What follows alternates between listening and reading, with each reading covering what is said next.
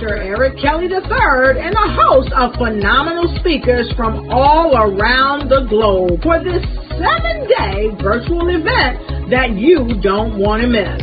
The mission of the Black Business Expo is to raise scholarship money from kids all the way from high school all the way from college. The Black Business Olympics is one of the largest Black business showcases in the world. It is an opportunity for businesses and companies to showcase their businesses globally. We are going to be giving away laptops up to $5,000 away to students. Again, I'm Olivia Appleberry, the founder of 2 Cents Finance and one of the speakers for the expo. I am so excited to see you there. For more info, go to www.blackbusinessexpousa.com or call 919-308-9090 and hope to see you there. I am Black Business. From the moment I wake until the time I sleep. Yes, I am Black Business. I am Black Business. Tell me, are you Black Business? I am Black Business. Do you support Black businesses? Listen, I support Black business because I am Black Business. Black Business Expo, one of the largest business showcases in the history of Black business in the world. The world! Sign up today at www.blackbusinessexpousa.com or call 919-308-9090. I am Black Business. I am Black Business. From the moment I wake until the time I sleep, I am Black Business. I am Black Business. Are you Black Business? I am Black Business. Do you support Black businesses? I support Black business because I am Black Business. Black Business Expo, one of the largest business showcases in the history of Black America in North Carolina. Join Dr. Eric Kelly III and a host of phenomenal speakers from all around the globe for this 7-day virtual event that you don't want to miss.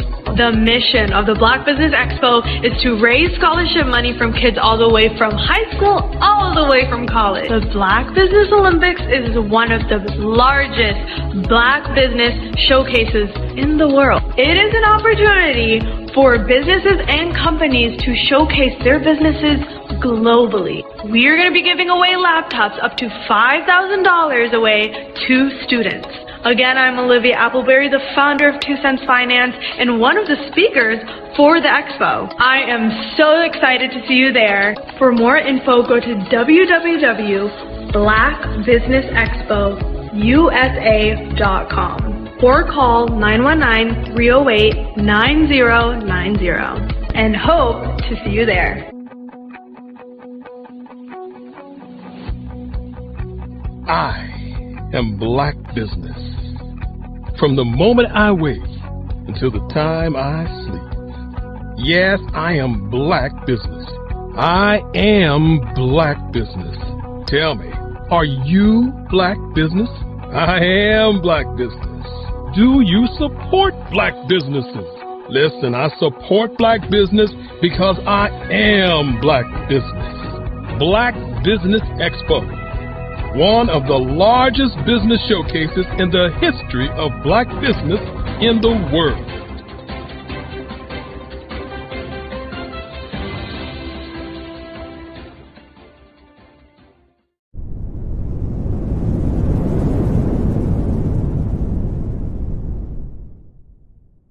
Phenomenal Tanya T. Wise, who is here from the great state of Maryland. Tanya, welcome and thank you for being with us today. Can you indulge our audience a little bit and tell them just a little bit more about who you are and what it is that you do?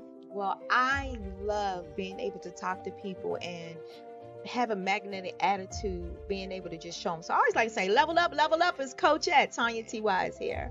So can you tell our audience, just give them a teaser about what your presentation will be about?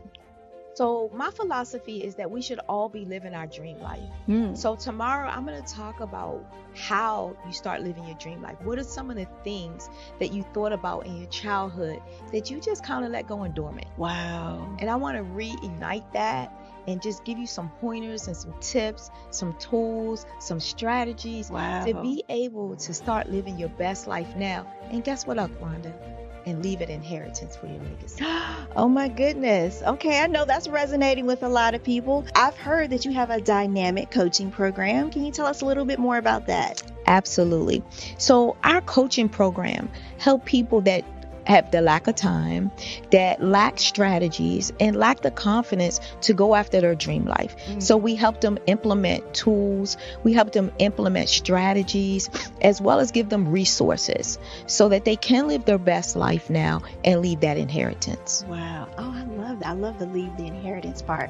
Listen, you are dropping some major nuggets, and I know a lot of what you're saying is resonating with a lot of people, but I think we're all curious. How did you even make this transition into the speaking and coaching arena? What's the story behind this? So I started out in finance, and I realized that a lot of people don't necessarily go after their dream life because of the lack of finances or the education behind finances.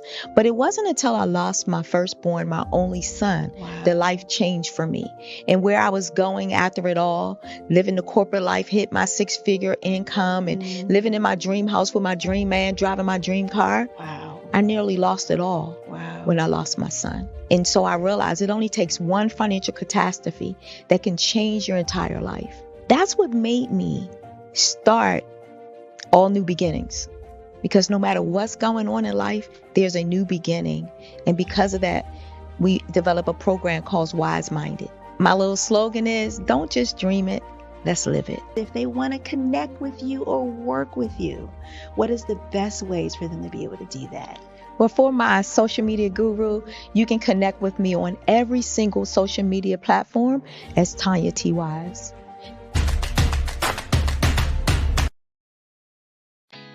Did you know women represent just 3% of Fortune 500 CEOs and less than 15% of corporate executives at top companies worldwide? Have you wondered what the secrets are to getting into the top ranks, whether in the private or public sector? Do you want to figure out how to stop being held back in your career or passed over for promotion? Then you're in the right place. Hi, I'm Dr. Madeline Ann Lewis, President and CEO of the Executive Women's Success Institute. I have decades of experience in the military, the federal government, and corporate America.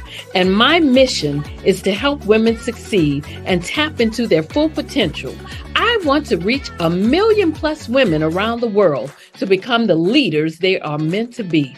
So if you want to move into a management or executive level position, or maybe you are a female veteran transitioning out of the military into business entrepreneurship, then reach out to the Executive Women's Success Institute at 301-693-3284. Let us get you on the fast track to success.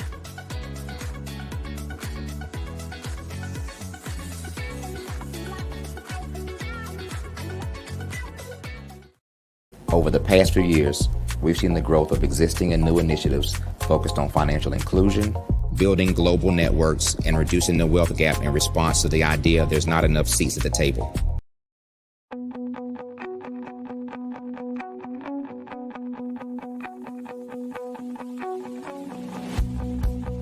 Over the past few years, we've seen the growth of existing and new initiatives focused on financial inclusion, building global networks, and reducing the wealth gap in response to the idea there's not enough seats at the table. Whether their outcomes are to increase the representation of Black executives on corporate boards, ensure an inclusive global economy, or to create new U.S. African commercial pathways, the strategies are often carried out by separate programs. The question is, should they be? With the continent of Africa being home to more than half of the world's fastest growing economies, the youngest workforce, Over 400 companies generating more than $1 billion annually, 700 generating more than $500 million annually that are poised for growth, and being the destination of nearly $5 billion in venture capital in 2021. Diversifying U.S. and Africa commercial engagement by building bridges between African businesses and their U.S. diaspora should begin being seen as mutually beneficial. From helping to reduce Africa's enormous capital gap to catalyzing two-way trade opportunities, the COVID-19 global pandemic hopefully has taught us that global challenges and opportunities are more interconnected than we thought. During the pandemic, African companies like Unicorn Flutterwave, insurance provider Reliance Health, ride-hailing app Yasir, and 54Gene, the continent's first bank of DNA on people of African descent, proved that when African companies have access to networks, capital, and information, they grow big, grow fast, and create solutions that are valuable to the world. This is why Be Direct was created. We are the first U.S.-based but African-centric board preparedness and board search company designed to connect U.S. Black talent and corporations to African businesses. Unique and fundamental to Be Direct's success is our process of helping board candidates adapt their experience and networks to an African context before they're connected to high-growth companies that are looking to locally and globally scale. From our focus groups with African business execs and government leaders, we don't ignore the sentiment that business is easy, but people are hard. Having a pool of board candidates with hard-to-access networks and extensive experience across the business life cycle, including successfully raising capital, is table stakes for an initiative like this. So yes, we have that. But corporate or entrepreneurial success in the U.S. does not guarantee success in Africa. Developed alongside industry partners on the continent, our training program, Be Direct Prep, is designed to transpose their experience to create cultural comfort, understanding, and a commitment to helping businesses in Africa scale. Our board governance sessions are African, continental, and country-specific, integrated with cultural awareness and dexterity training, masterclasses led by African industry execs, and mentoring and coaching from African continental-based facilitators. But even more unique to Be Direct Prep, we cap off our training program with an immersion trip to help candidates that have not been to Africa before see and feel Africa's complexity and opportunity from African soil. We all know traditional network-based board placement has historically left a lot of us out of ever really being in the paid board pipeline. Our strategy supports the work of many great organizations that are successfully filling seats at U.S. board tables by creating more tables for those that are still left on the sideline. It's time to start seeing the role and value of U.S. Black talent and businesses on the continent of Africa differently. Old perceptions and habits limit economic inclusion. Let's transition Black talent and the African businesses they will support from the periphery of the global economy to its core. Living in a global lockdown, we all know now how fast local and global economies can change, and see the value of having businesses that hire, strengthen local value chains, and even grow globally. Status quo in any form holds back progress.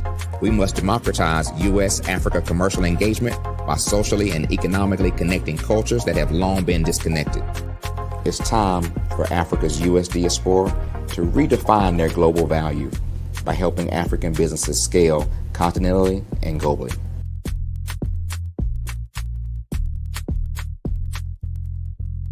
I was born in a little village on the island of Haiti. Many deadly diseases pounded me. It is as if they were on a mission to end my existence on this earth. I refused to give up. In 1983, I left Haiti and came to the United States of America. And I came with $5, 2 shirts. I didn't speak any English. I came to Atlanta. I got a job. I was a doorman. I was a doorman with a dream. What I used to come on stage. I'd rehearse this moment that I'm standing in front of you. That's the power of a dream. Maybe today is the day you begin acting as if you already have it. And then step out with full force. Take a risk. No condition is permanent. Don't let your situation distract you. You are chosen. You are called. You are born for a purpose in this life.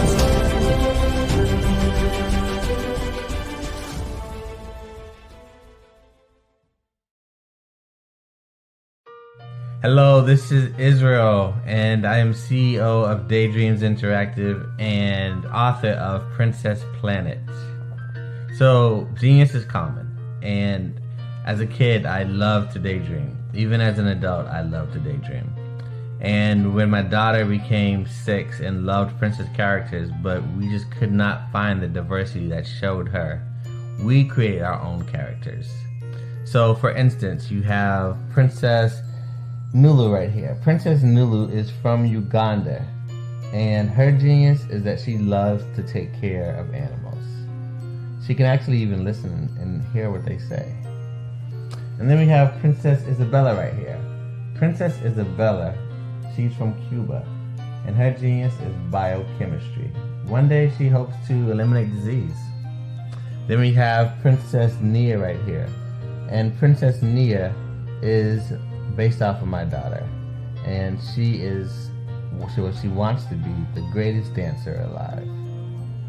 So that's her genius. So what's your genius? My genius is my imagination. Genius is common.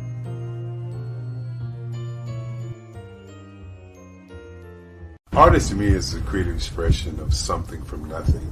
You know, it explodes onto the canvas, or it explodes on in my work. One of the things that I try to do more than anything is I try to just give the lines and the movements and emotions and the expressions into to what I do.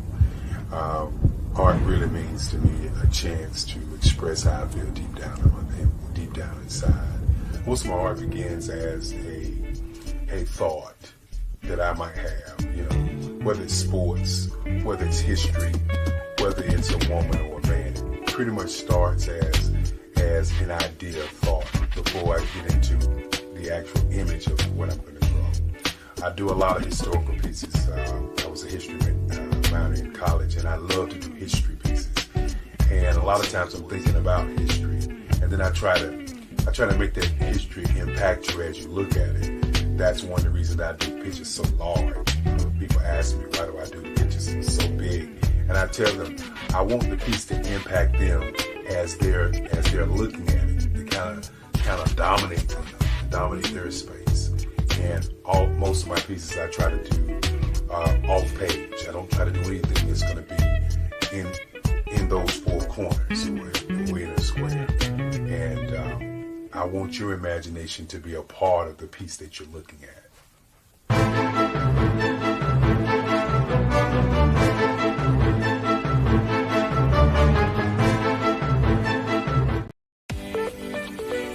You are in the right place at the right time.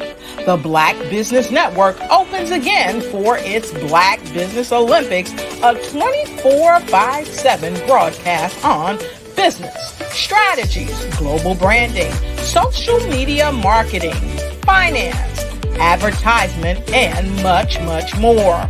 Featuring the top, most powerful entrepreneurs and speakers and thought leaders from all around the world as they gather together for this phenomenal event. Join the Black Business Network streaming live into the metaverse. STEM City, USA, Black Multiverse, Pod TV, Roku, Hulu, iHeartRadio, Apple TV, YouTube, TikTok, Instagram, Google Podcasts, Facebook, LinkedIn, IBM TV, Spotify, and Twitch. Tune in today and be a part of this amazing movement. The Black Business Olympics welcomes you.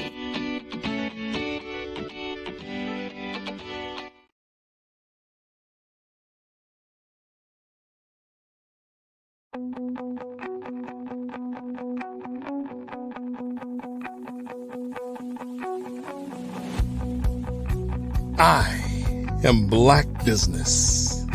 From the moment I wake until the time I sleep. Yes, I am Black Business. I am Black Business. Tell me, are you Black Business? I am Black Business. Do you support Black businesses? Listen, I support Black business because I am Black business. Black Business Expo, one of the largest business showcases in the history of Black business in the world. The world! Sign up today at www.blackbusinessexpousa.com or call 919-308-9090. I am Black business.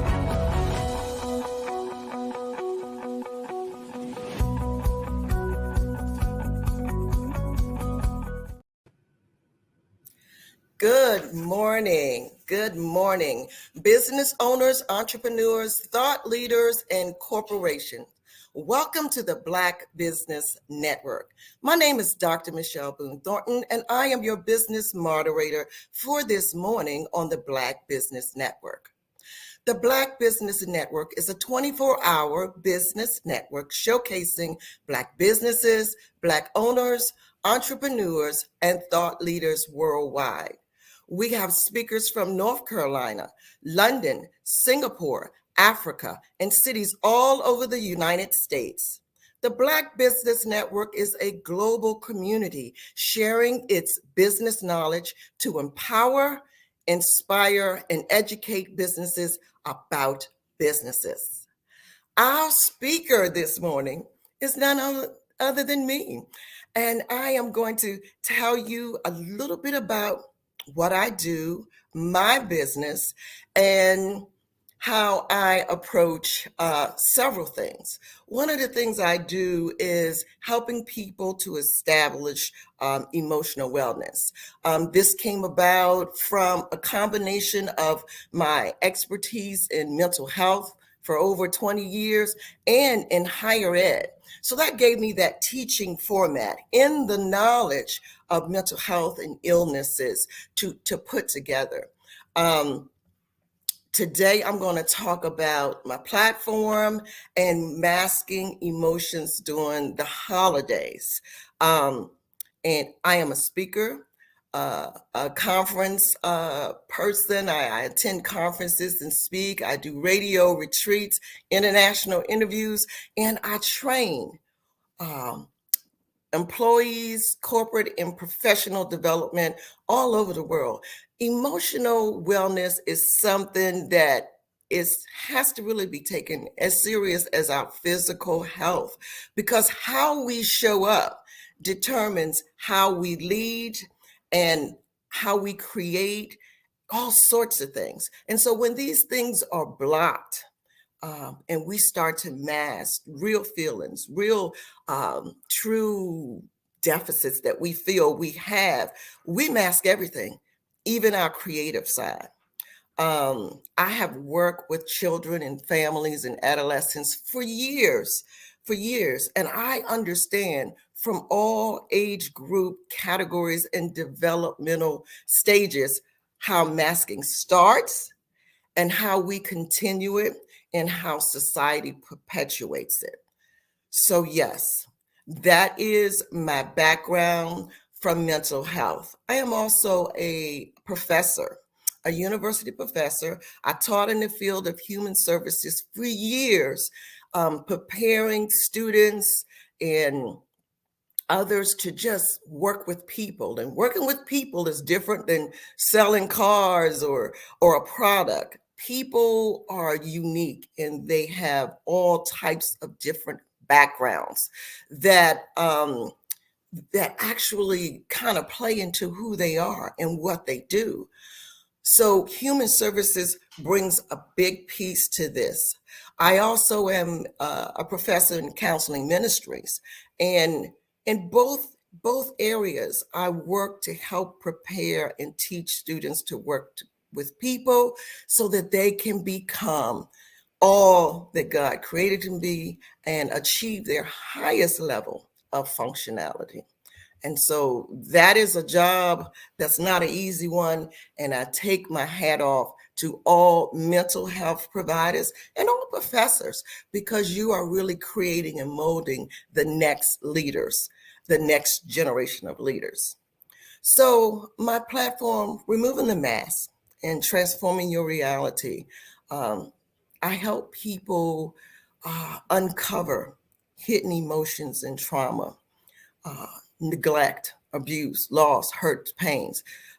They are experiencing a lot of guilt in some areas, some self-doubt, some flaws. You don't want people to see your inequities or things that you feel are weaknesses, because society says, hey, we're strong, we can do it. We're expected to always be happy, to always be on. If not, something's wrong. And so I come to you to tell you that everybody has days where they're off. Everybody has days where they just don't feel like being even where they are, but they have to cope with that and then deal with the emotions underneath. So I help people transition from behaviors that keep them in emotional bondage to behaviors that help them release the unhealthy emotions. And at the end of my presentations, this presentation today, I will share information on how to connect with me. I'm on several other social media platforms. I do like a wellness check with people, a mini podcast, but we'll talk about that as we move forward. So and my goal is basically in this whole series, and I put together a workbook. I put together a companion journal, and then actually the book itself actually launches next week at a Transformational Writers Conference. But I use these tools to help people look at some things that they've had buried for years. And the goal is to help you understand that and to move forward and to understand that everybody masks, because everybody wants to seem happy. Everybody wants to seem in control, even when things are very much out of control. That is just the image we've been sometimes forced to portray, and so we've never really been taught to manage our emotions. We've always just been taught that we are to be happy and the goal is happy ever after. And, if you work hard, you do this, everything will be perfect. But that's not true. And one of the things that COVID-19 kind of showed us is the stuff underneath the mask, because we all collectively experience some level of trauma, either personally or vicariously. And so as a nation, we just all went through this whole mental health crisis because, there was loss, there was devastation, there was the unknowing, there was just a change from the normal reality. And for some people, change is really difficult and scary in and of itself. And this impacted the world simultaneously. And so now as we come to where we are in this season, we have to come to grips to some of the pain that we've been masking since COVID. And some of us have been masking it before COVID. We had some childhood trauma and things that we had not really addressed.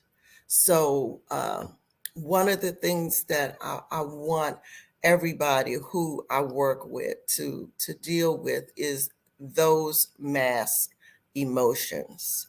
And for some of us, we wear a mask 24/7. Some of us can take it off at home. We can be ourselves. We can kind of let our hair down. We can do whatever we want to do. We don't have to worry about pleasing anybody else. But some of us still, when we come home, we still have to wear that mask at work, in our community, with our friends and colleagues and our family, because unfortunately, they only know the person that we portray outside of the mask.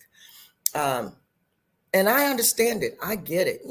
You wear a mask to kind of keep yourself protected. so that you're not really bombarded with all of the stress that's out there, all of the noise, all of the distractions. Sometimes we keep the mask on so that we really don't have to deal with loss, death, social injustice, social media, traffic, just this toxic political climate. We mask to stay safe, to keep ourselves safe. It is honest dialogue that we need to start having with ourselves first. And so the workbook that I created gives you scenarios so that you can kind of look at your life and look at what you've been doing and how you've been handling it, and to help you move towards a more healthy way to deal with those feelings that have been repressed, so that you can begin being your authentic self.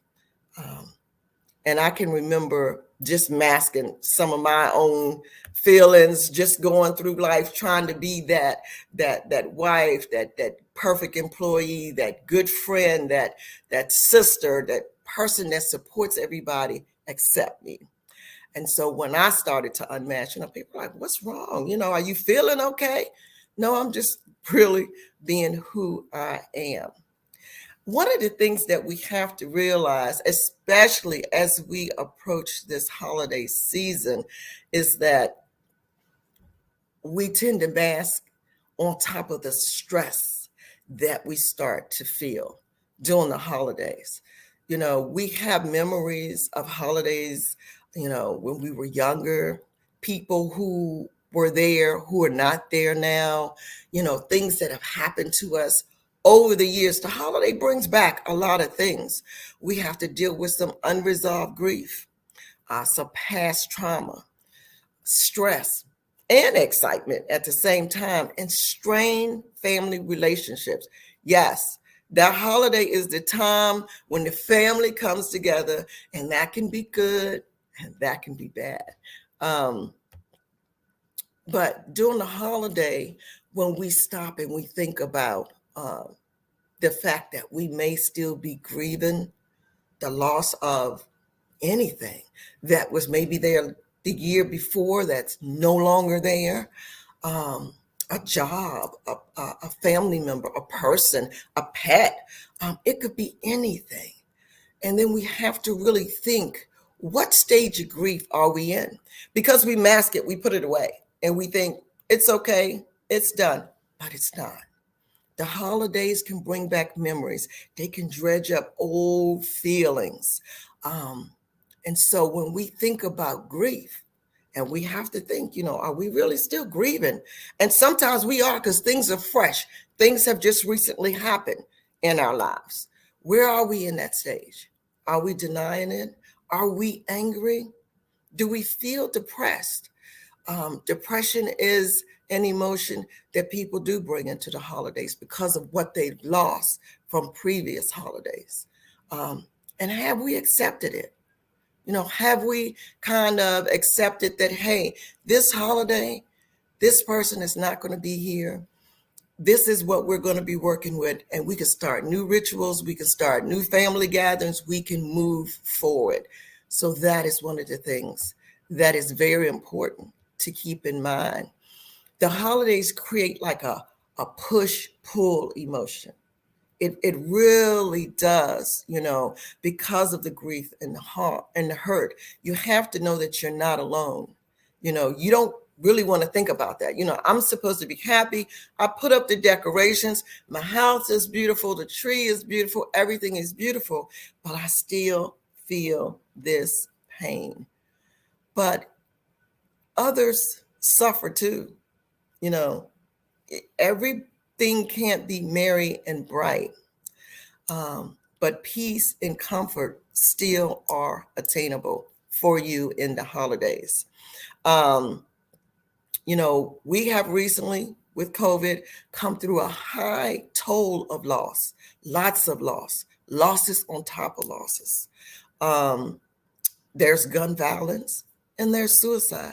It's happening every day. So these three dark forces really have altered the shape of many of our lives, as we approach these winter holidays. The grief we feel over people who are no longer there, and when we look at our table, it's very acute. When we look at the dinner table, who's there and who's not, it's real. So that's the push and the pull. The push to be merry and bright, and the pull of the grief and the loss. The stress from traumatic childhood is something that many of us still carry. We carry around. In my workshops, I do an exercise to help people kind of identify stress, self-imposed stress, and then there's the stress of trauma that we carry from childhood abuse and neglect. Grief, loss, physical, emotional, sexual abuse, intergenerational, cultural, and history trauma. Just trauma. Some of us have had some medical crisis, and they've created a trauma in our lives. We are no longer the people we feel we were because of it. And there's uncertainty, the wellness, the sickness, that type of thing. What course will this take? And so that is traumatic in itself. Some people have, people in the military who overseas, and we have wars in Gaza and Israel and everywhere. So this is just something that is in our environment, and we don't want to deal with it every day. In fact, we want to wake up and be happy and move forward and be grateful, and we should. But those things are up under that mask, those emotion, that stress. We think we're burying it, and we're not. A lot of people dealing with a lot of stress deal with a lot of physical ailments, because stress can cause migraines and headaches and things. And one of the things we talk about in the workshops are physical conditions. And a lot of those conditions deal with stress. I have a young woman who has a great job in corporate America, but she told me that, when she went for her last checkup, which she put off because of all of the other engagements she has working in corporate America, she finally went, and her blood pressure was just out of this world, and it was just, the cholesterol and all of the things that we check. And it was directly related to the stress of her job.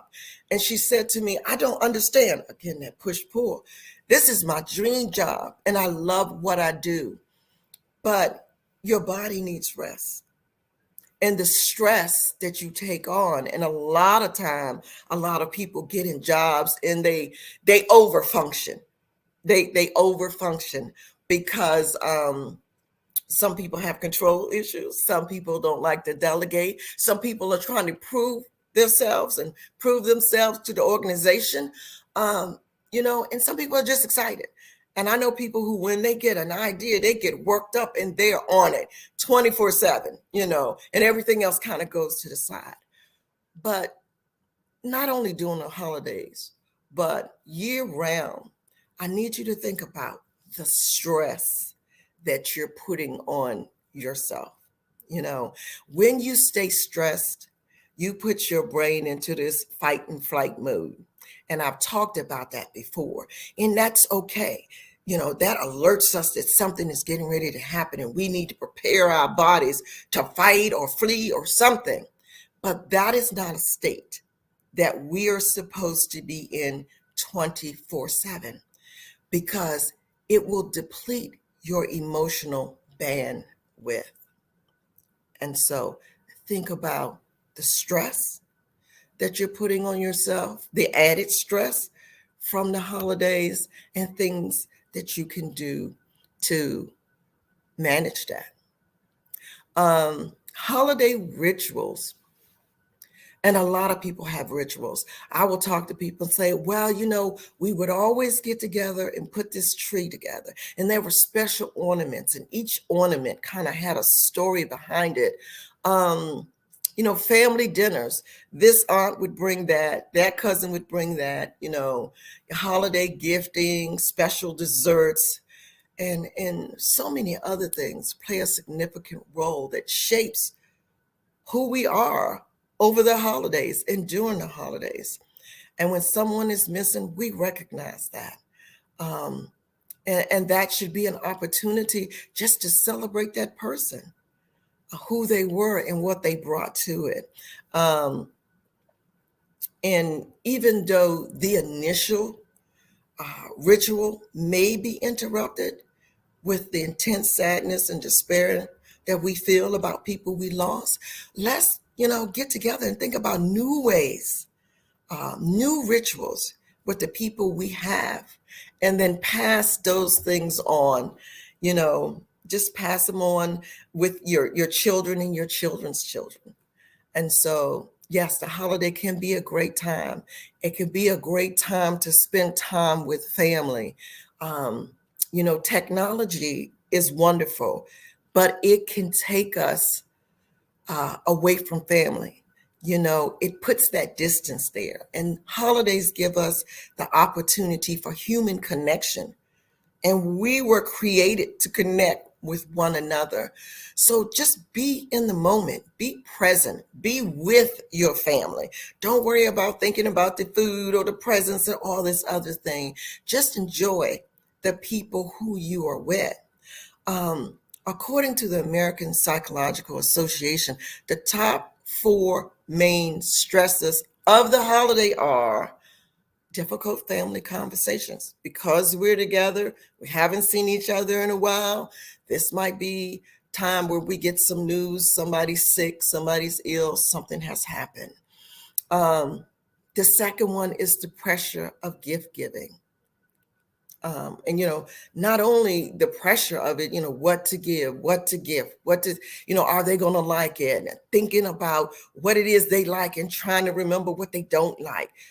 Gift giving, it should be from your heart. And it doesn't have to be overly expensive. And that brings us to the number 3 stressor, finances. If you have a budget, stick to your budget. Stick to your budget.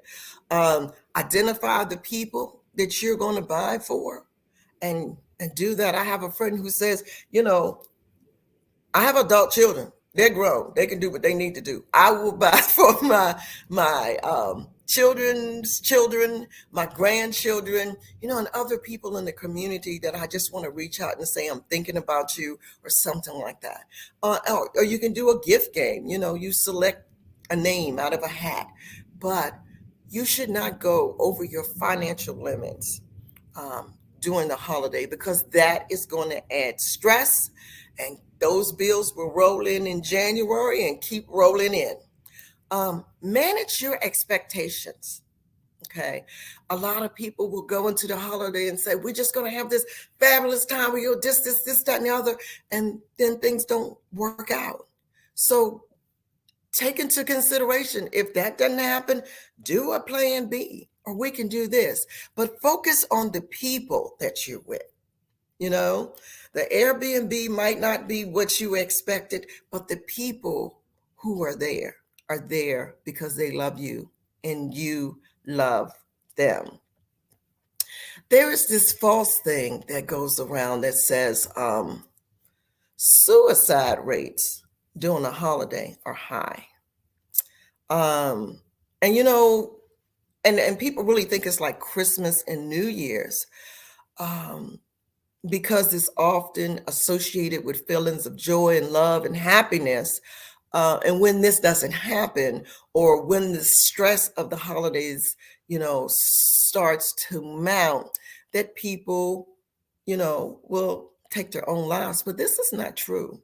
This is an oversimplification of a complex and a multifaceted nature of suicidal behavior. It's not true.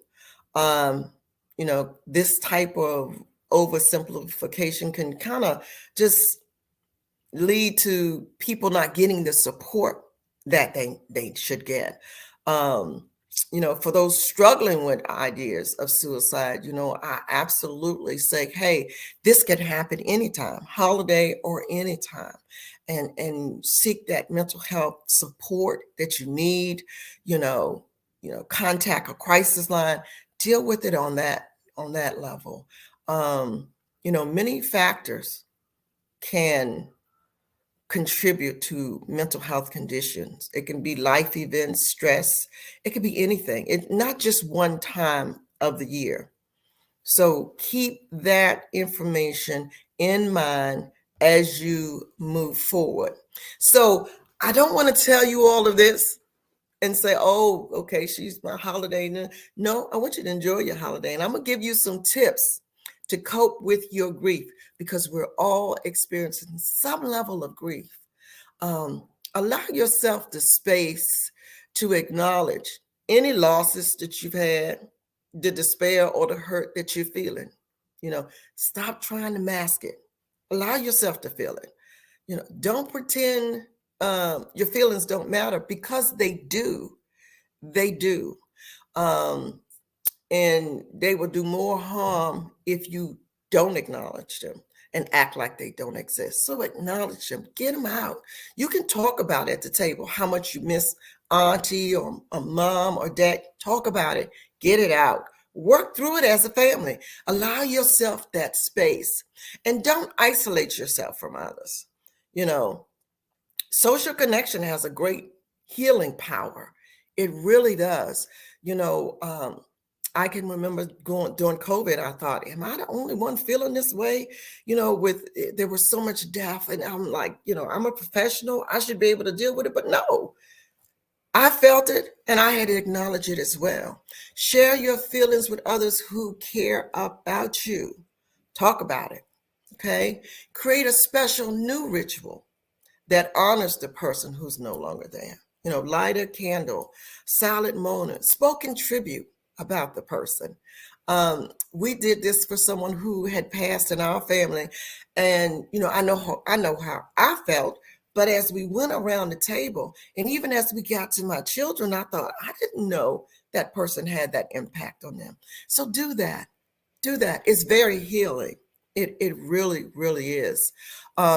And again, I always say, seek professional help if you're feeling really, really overwhelmed and you are unable to manage the waves of emotion and hurt. And don't turn to unhealthy self-soothing behaviors, alcohol or overeating or other risky behaviors. Okay. I want you to be safe. I want you to be happy. I want you to enjoy your holiday. So if you want to connect with me, I provide Transforming Your Reality, Removing the Mask workshops, trainings, and retreats for corporations, nonprofit, university faculty, all over the U.S. and international. You can visit my website at Dr. Michelle Boone Thornton, all lowercase, .com. And there, you'll see some of the travels I've done, some of the work I've done internationally. And I want you just to enjoy it. I've got a lot of pictures, a lot of people that I've worked with. You can book me from my website and just learn more about emotional wellness. I share inspirational messages on LinkedIn, and you can connect with me there as the Unmasking Guru. And you can order my workbook, my book, and my companion journal on Amazon. So the book actually completes the whole series, and it will be launched at the Global Chamber Transformational Writers Conference in Puerto Rico, December 7th through the 10th. And you can find out more information there at the transformationalwritersconference.com. And I hope that what I've shared with you, that you will be able to use as we move into this busy holiday season, keeping in mind your happiness and your wellness. and that, yes, we all struggle and we'll all get through it, and just enjoy and be grateful. Thank you. I'm Dr. Michelle Boone Thornton, and I've enjoyed sharing with you this morning. Thank you, Dr. Michelle Boone Thornton. We appreciate this timely information at this time of the year. You know, many of us do suffer in silence and may not even realize that's what it is. It's the holidays. Absolutely, absolutely. Because we are just trying to like push through with the decorations and the gifts and all of the other things that happen in the food and cooking, we don't really pay attention to what's going on with us sometimes. And we just put it on the back burner. But don't do that. Don't do that. Take care of you. Please remind us where we can find you. Yes, you can reach me at drmichelleboonethornton.com, my website, or on LinkedIn under the Unmasking Guru. Genius is common, and I'll see you on the other side. Thank you. You're welcome. The Black Business Expo's mission is to raise funds for high school seniors going to college or K through 12 entrepreneurs. The Expo is a fundraiser for students. You may go to www.blackbusinessexpousa.com to donate to the scholarship fund, or use the Cash App that's on the screen below, $, capital B, capital B, capital X, capital U, capital S, capital A. Our goal is to give laptops and up to $5,000 to 10 students. Students can register online at www.blackbusinessexpousa.com. Every dollar counts. So we want to remind you to donate to the scholarship fund. We want to thank our Black Business Expo USA sponsors for November 2023. NC 100, Moody Capital Partners, Suede Soul, Lotus Richey Coaching and Training, the Carolina Virginia Minority Supplier Development Council, Step Management, 5-Star BDM Media, Barbara H. Smith LLC, Margie McLean Foundation Incorporated, Genius is Common, The Hello LLC, Earth Essentials, Mullane Shania Global, Executive Women's Success Institute, The Quality Coaching Company, Superwoman Business Services, Creative Force Studios, Lee Entertainment, Artistic App Design, Black Business Expo USA. Genius is common, and I'll see you on the other side.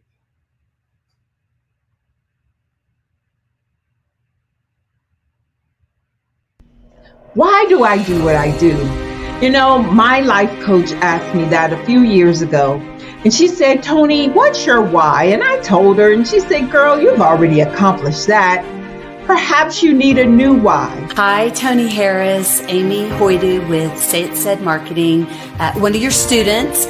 And just wanted to say thank you, Tony Harris, for spending so much time with me and giving me that boost in my business that I so drastically needed.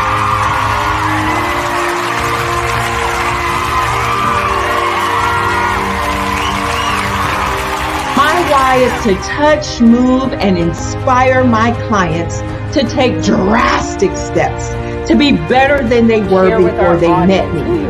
I'm a resource. I'm a connector. I want to help people build deeper relationships that are beneficial to their life and business. That's what I do best. So, first thing you got to do is show up. And speaking is a way to magnetically attract your ideal client to you. How many of you use social media that way? Absolutely. And this is how you look to the world. Drastic steps are the steps that are needed to be successful. And my business is drastic denotes a mindset, getting out of your comfort zone, doing something that you don't necessarily feel comfortable doing, want to do, but you know it's a necessary step to be successful in your business. I get the most satisfaction when I see my connections flourishing into relationships long after I am gone.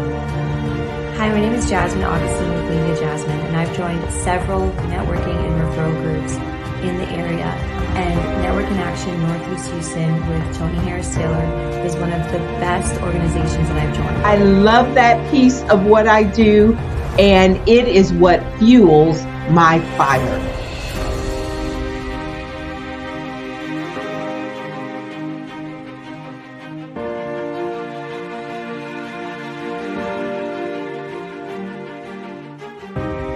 My name is Tony Harris Taylor, saying take a drastic step today for a fantastic tomorrow.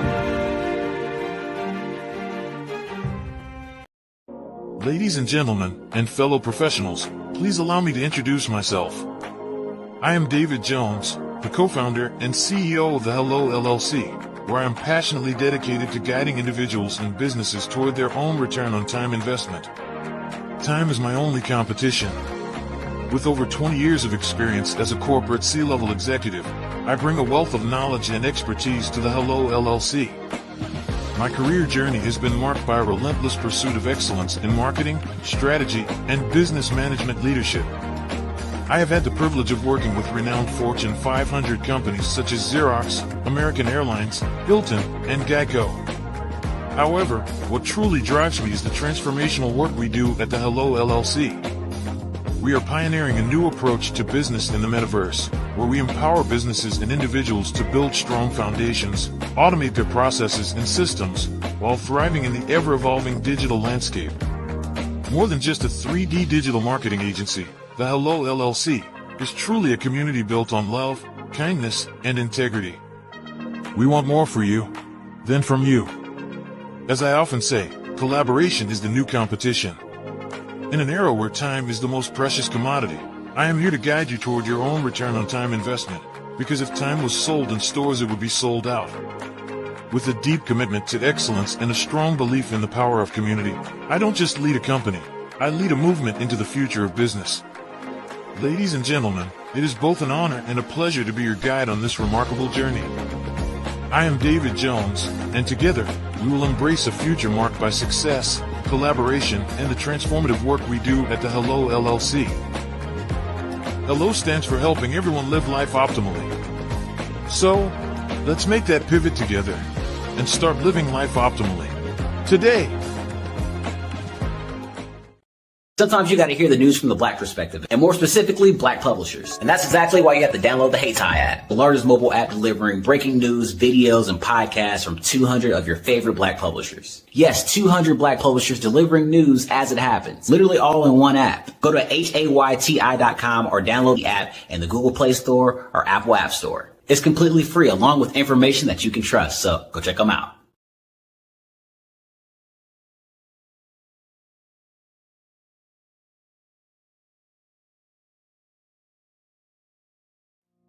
Did you know that approximately 333.34 million businesses exist today, according to a report from 2021?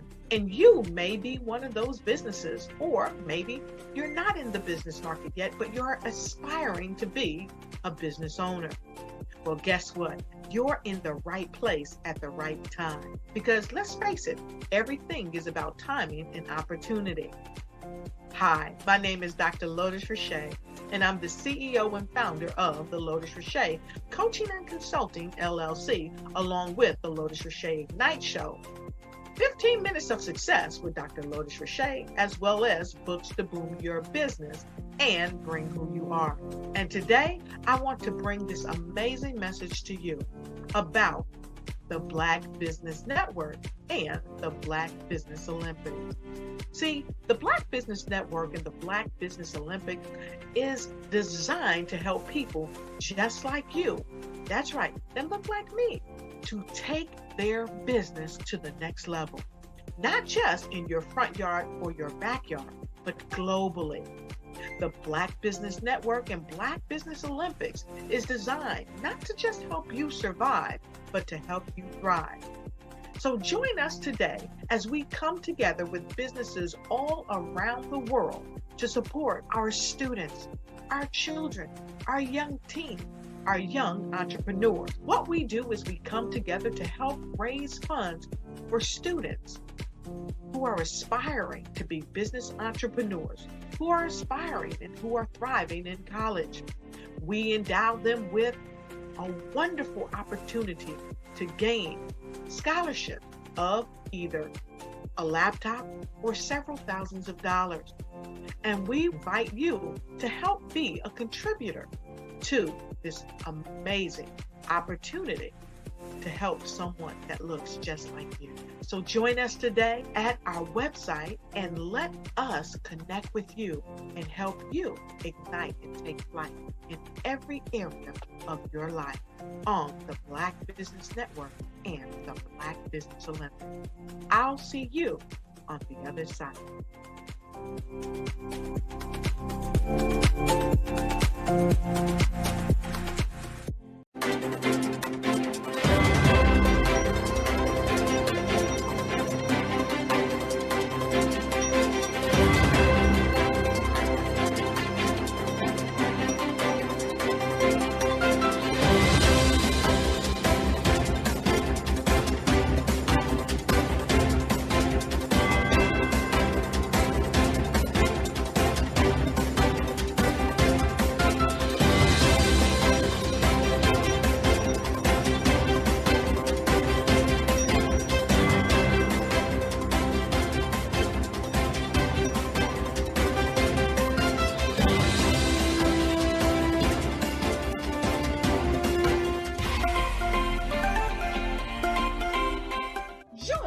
Dr. Eric Kelly III and a host of phenomenal speakers from all around the globe for this 7-day virtual event that you don't want to miss. The mission of the Black Business Expo is to raise scholarship money from kids all the way from high school, all the way from college. The Black Business Olympics is one of the largest Black business showcases in the world. It is an opportunity for businesses and companies to showcase their businesses globally. We are going to be giving away laptops up to $5,000 away to students. Again, I'm Olivia Appleberry, the founder of 2 Cents Finance and one of the speakers for the expo. I am so excited to see you there. For more info, go to www.blackbusinessexpousa.com or call 919-308-9090 and hope to see you there.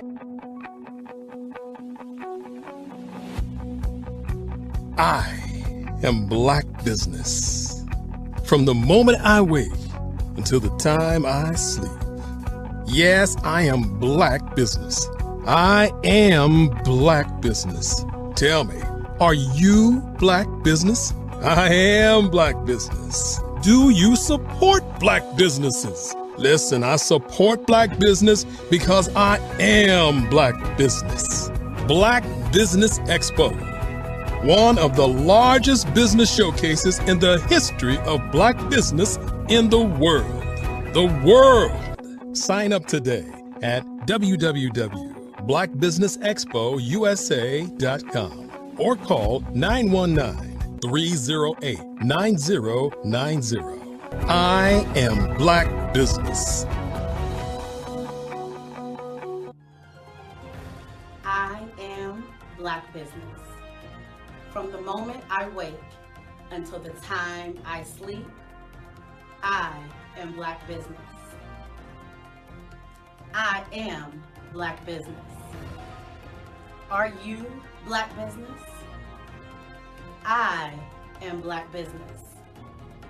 Do you support Black businesses? I support Black business because I am Black business. Black Business Expo, one of the largest business showcases in the history of Black America in North Carolina. Sign up today at www.blackbusinessexpousa.com or call 919-380-9090. I am Black Business. I am Black Business. From the moment I wake until the time I sleep, I am Black Business. I am Black Business. Are you Black Business? I am Black Business. Do you support Black businesses? I support Black business because I am Black Business. Black Business Expo, one of the largest business showcases in the history of Black America in North Carolina. Sign up today at www.blackbusinessexpousa.com or call 919-380-9090. I am Black Business. I am Black Business. From the moment I wake until the time I sleep, I am Black Business. I am Black Business. Are you Black Business? I am Black Business. Do you support Black businesses? I support Black business because I am Black Business. Black Business Expo, one of the largest business showcases in the history of Black America in North Carolina. Sign up today at www.blackbusinessexpousa.com or call 919-380-9090. I am Black Business.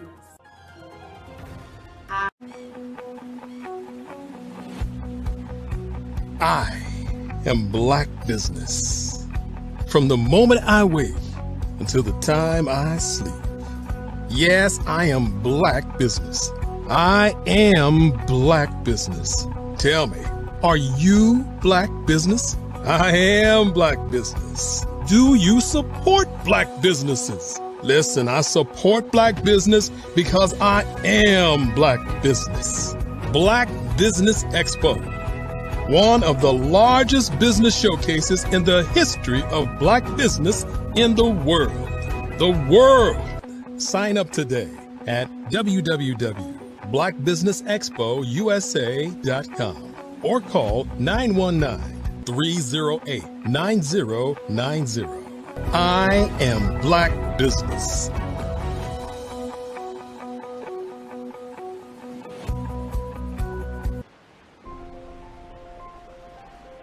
What if you could build your own city? A place where every child can find nurturing people to help them achieve their full potential. A place where every adult can access job training support, where health education is abundant, where social justice ruled the land. A place without limitations. Welcome. You have arrived at STEM City USA. It is what every city should be. A safe and trusted community where you find people and resources to help you become everything you are and beyond. STEM City is unlike anything you have ever experienced. It is a digital twin of the world around you, only better. STEM City is about energy and soul renewal. It is more than a digital world. You can almost feel the power of live cultural events, music, and theater. STEM City promises a better future for children with caring mentors and hands-on activities with dedicated tutors to support our youth. STEM City is your passport to a healthy lifestyle with weekly events addressing our community's many issues. STEM City is your financial well-being with helpful information on wealth management, career advancement, job training, and so much more. STEM City is the community you deserve. It is the city where your dreams can come true. STEM City USA, a place in the sky that is accessible to all who reach for the stars.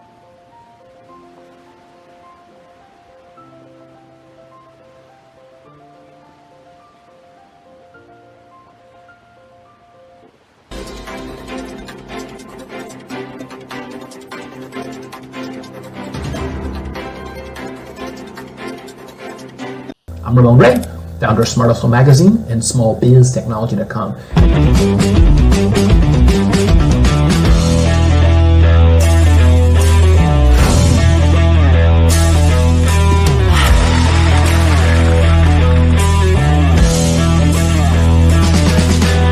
You're here today to celebrate small business success. Stand up on your feet. You rocked the house. It was amazing. Didn't we learn? For me, success comes from failure. One thing not to do is shake somebody's hand like this.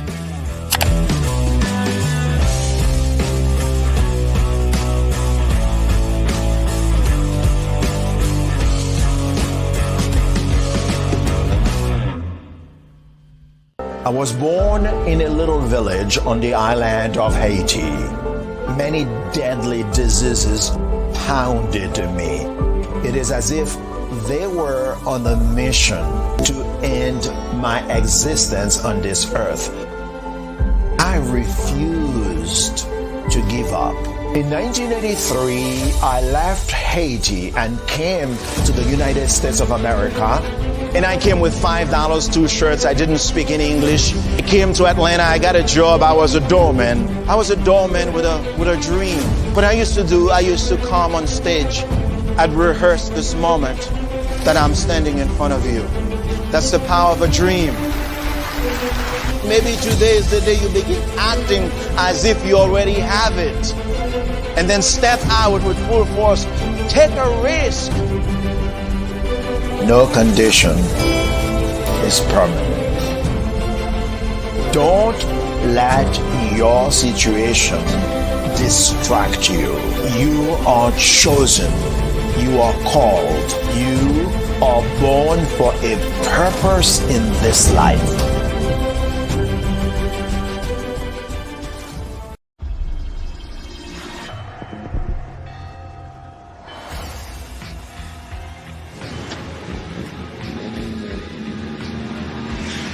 La connexion.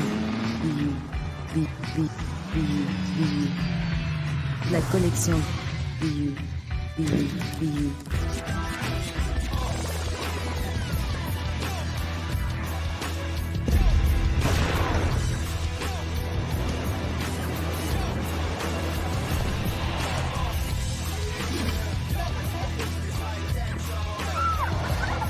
In a world obsessed with the cult of celebrity, I challenge you not to aspire to anyone else's greatness, but instead strive to reveal and ignite the greatness within you. Are you serious? I totally think that's it. Hey. No! Hey! To me, sexy is a man that knows who he is and what he wants. He's comfortable. You look at him, you see him, he's just comfortable being himself. And you're like, Baby, be you. be you, baby. Just be you. I like it. Introducing the Be You collection, exclusively available at K&G Fashion Superstore. Social media is evolving. It's more vibrant, more colorful, more energetic, and so are you. It's not just photos anymore. It's video, it's audio, it's subscriptions. And now there's Fanbase, a new monetized social network. Fanbase delivers the complete native app experience with full content monetization for every user. No algorithms that shadow ban your engagement or growth, and no ads. Follow anyone for free and subscribe directly to your favorite creators for $4.99 a month. Plus, show some love by tipping on any post. Also, make a Fanbase page and monetize your content the same way. Finally, connect with your followers by posting the amazing content you already create. And now, get paid for it. It's time to energize and monetize. Because everyone's a fan of something, and everyone has a fan base.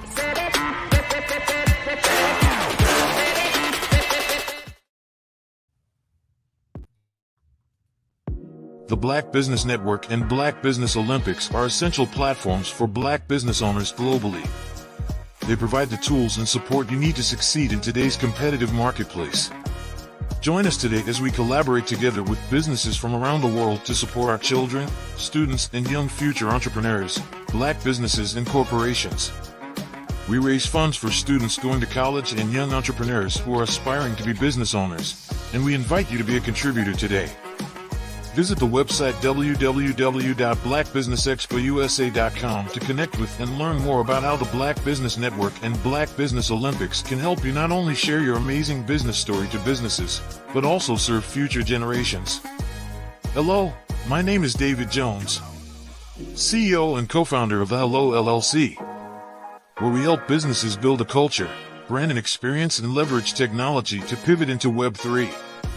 Join the Black Business Network streaming live into Roku, Metaverse, STEM City, Black Multiverse Enterprises, Hulu, YouTube, iHeartRadio, Apple, Facebook, LinkedIn, Spotify, Twitch, and Google Podcasts. Tune in, turn on, and let's thrive.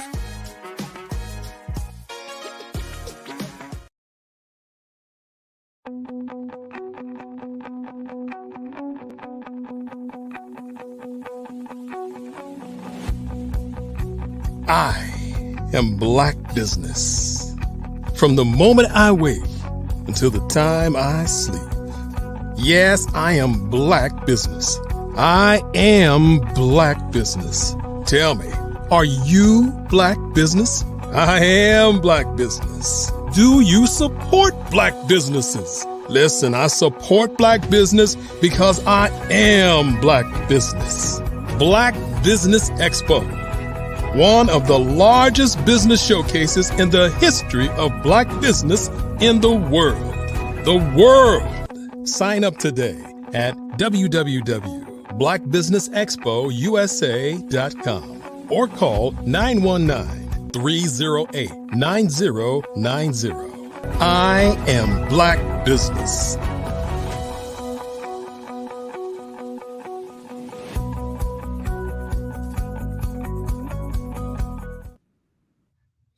Good morning, business owners, entrepreneurs, thought leaders, and corporations. Welcome to the Black Business Network. My name is Crystal Gomez.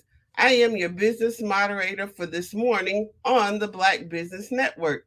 The Black Business Network is a 24-hour business network showcasing Black businesses, business owners, entrepreneurs, and thought leaders worldwide. We have speakers from North Carolina, London, Singapore, Africa, Japan, and cities all over the United States. The Black Business Network is a global community sharing its business knowledge to empower, inspire, and educate businesses about business. Our next speaker is Robert Cheeseborough.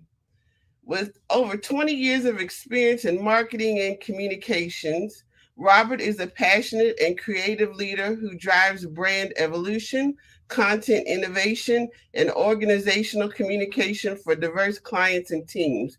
As the principal solutionist, CEO of Crescendo International, he delivers exceptional communication solutions that combine visual and result-driven approaches with a focus on human capital and DEI advocacy.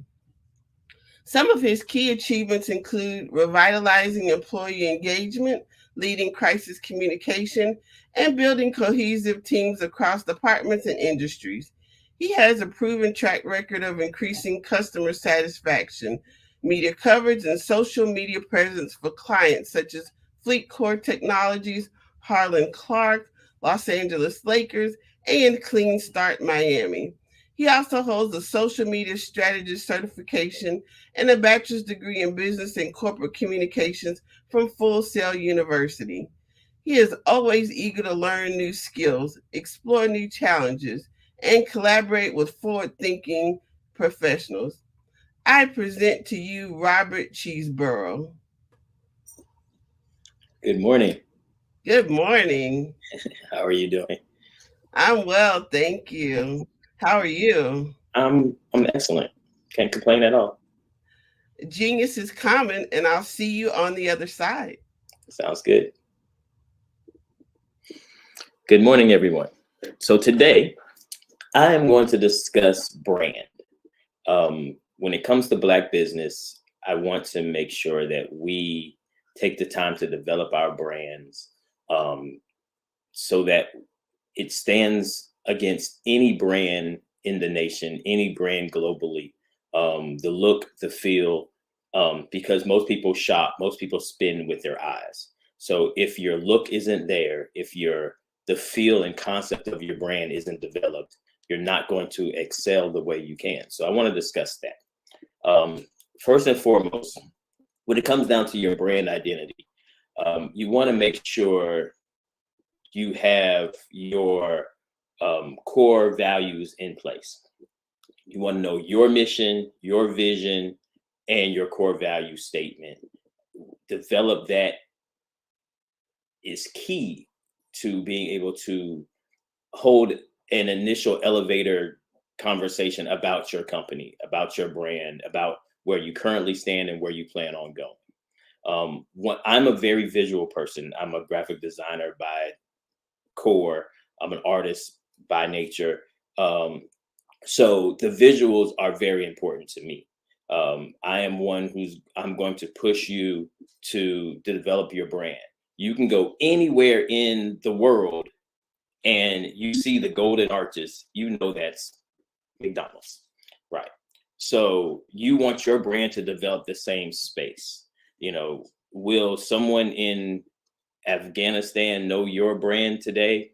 Probably not. But if you build it the right way, with as fast as things expand across the globe with the internet, your brand can absolutely have a reach. So let's talk about market first. First, you want to determine your target audience. Some people want to sell their product to everyone, and of course you do. But you still have to nail down your target audience. You have to figure out who you're marketing your product to. Unless you have a ton of money to throw behind your product, you have to strategically market your product off base. At the end of the day, you want to work on building your brand. You want to make sure your logo stands and speaks for itself. Someone should be able to look at your logo and know what you do, unless you have a company that you don't want anyone to know what you do. And there are a couple of those that exist. But someone should look at your logo and have some attachment to know what your company offers. It should open the door, at least. It helps your process. Determining your audience is key. Because that determines your voice, that determines your identity, your personal identity of the brand itself. How you are as a person doesn't necessarily equate to how your brand views things and responds to things, because you have to be in a position to have a political stance on everything. Everything that's happening across the country, across the world, is something that can affect your brand. As early as late as this morning, Elon is in trouble because he said something, and he's getting pushback on X because of it. You have to be careful what you say. You have to be careful what you stand for.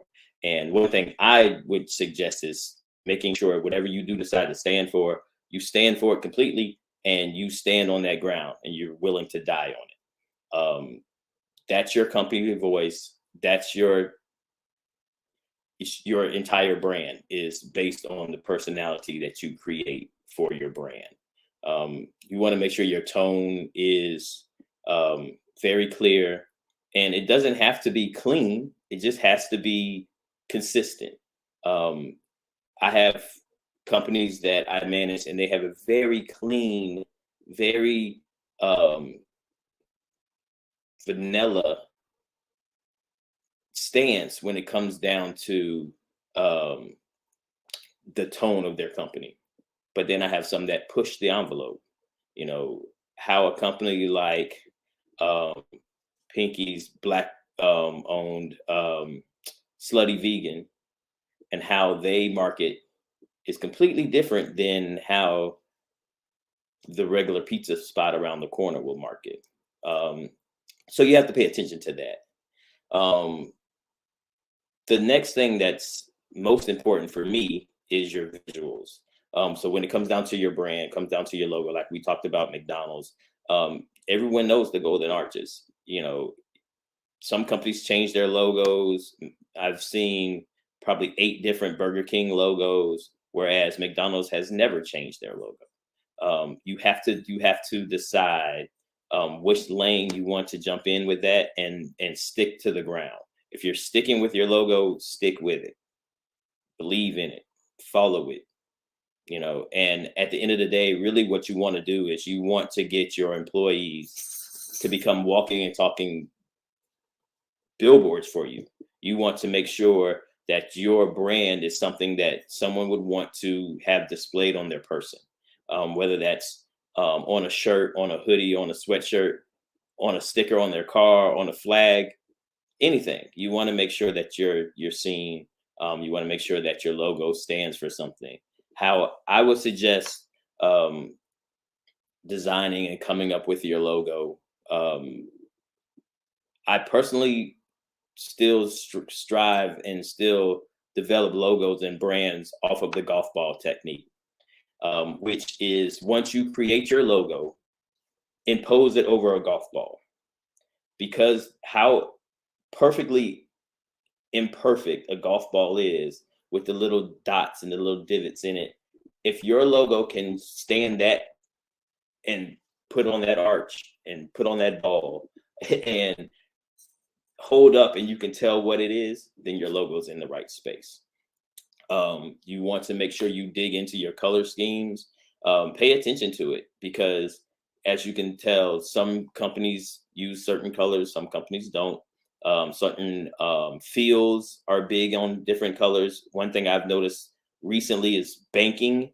Banking has expanded their color schemes. Everything was green, very little red. Now you see red and burgundies and golds and purples and everything, you know. So you have to be able to expand your brand, expand your logo, and don't tie it into the color scheme specifically, because there are elements and there's times their colors change, you know, with the different movements and different things that happen. There are logo change, color scheme changes that happen, and you have to be able to move through those as well. One key when it comes down to your brand, I feel like I'm just rambling on, but hopefully this sticks with a lot of people when it comes to starting that new business that you have in your mind that you've been walking around with for the last, who knows. Start your project. The only no that you can't overcome is the no from not asking. So start your project. But okay, back to the story here. So we talked about the visuals. We talked about your logo design. We talked about how you can create that. We talked about color and color scheme. Color is important, but I wouldn't overly attach to the color. We talked about the brand personality. We talked about the tone and voice of your company. And you have to also, again, go back to the tone of your company and your personal tone do not have to match. They just don't. You can stand for completely different, in a completely different space, for the business aspect of what you do. Let's see, we talked about market research, your audience. You know, determining your audience is key, and how to reach the said audience. Okay. Now, let's see, we talked about brand. We talked about your messaging. Let's go to marketing, obviously, right? So, of course, you want to pick which channels you utilize. You want to pick that based on the channels that your audience uses. If you have a product that is youth-based, you really want to go with a platform that's that targets them. You know, you won't. I wouldn't put a product that is made for teenagers on Facebook. Not anymore. It's not relevant to them. But like my kids love TikTok. My kids love Instagram. So if you have products that go and fall into that space, make sure that's where you're targeting your advertising. And then you want to plan out your content. You want to make sure you cover all of the major events. Obviously Christmas is coming up, so you want to make sure you target and focus on all of those. But you also want to hit the underlying events, smaller things. You want to touch local things. Do not step away from the local base. People knowing that you're from this area and you started this product, a lot of people will support you. You have to make sure you reach your target audience in your local space first. Content. You want to make sure you figure out what interests your audience. That way you can plan your content. But there's a space where you can also step outside of the normal.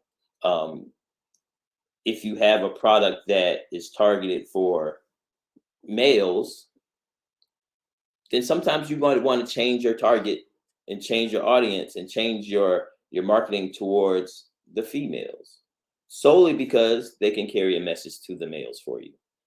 Doesn't quite work as well going back the other way, but these are the things that you really have to plan out when it comes down to your content for your social, for your marketing as a whole. As we know, marketing as a whole now contains social media.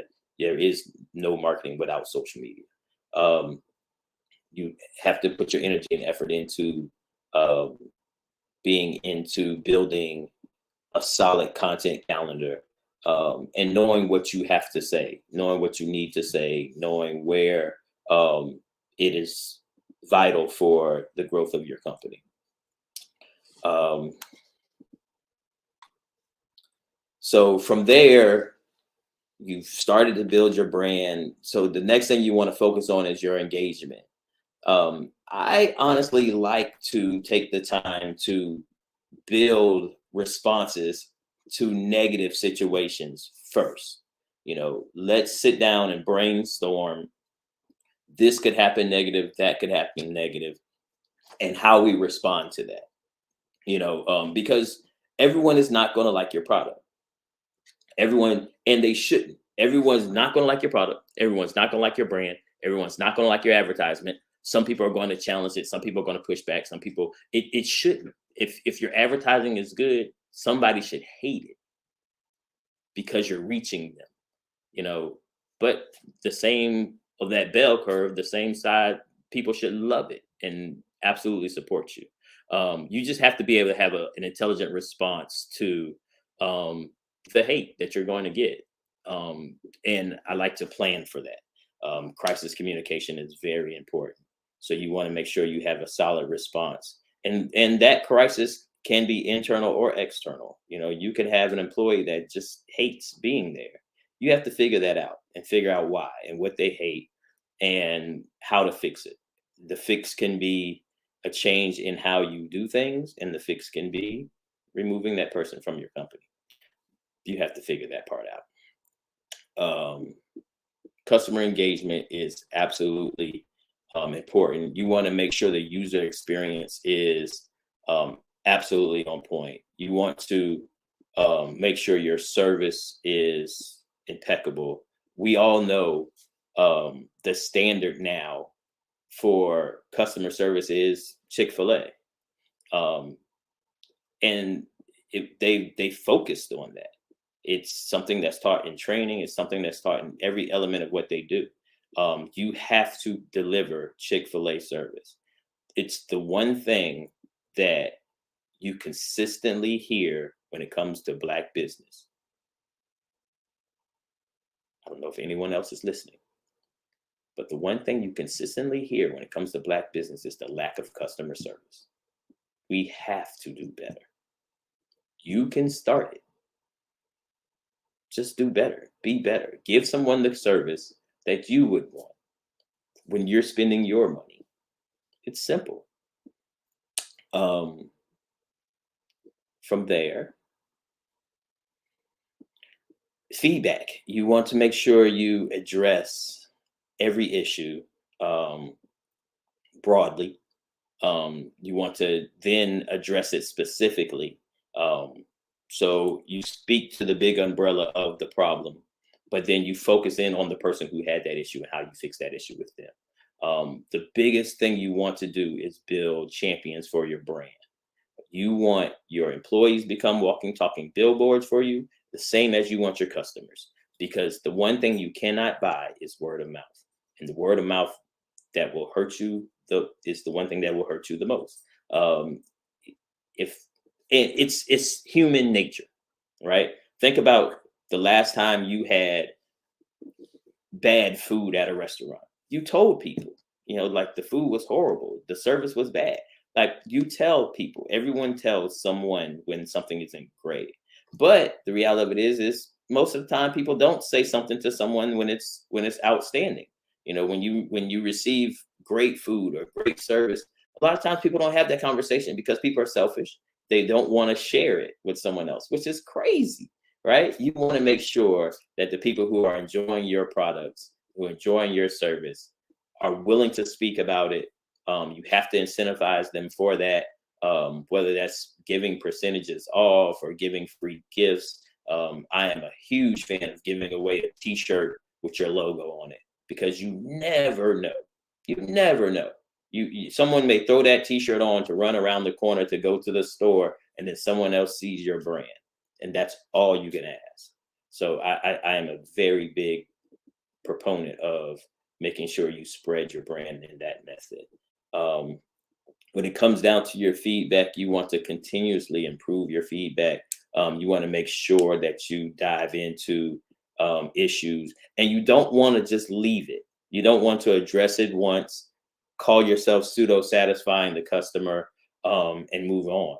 Circle back, build a team or build a segment of your time where you respond, and then you follow back up later with a response and check on the customer, check on how their interaction with your business moved from where they were. If they purchased something else, if you can incentivize them to come back. Those are all very key elements to the growth of your business, the growth of your brand.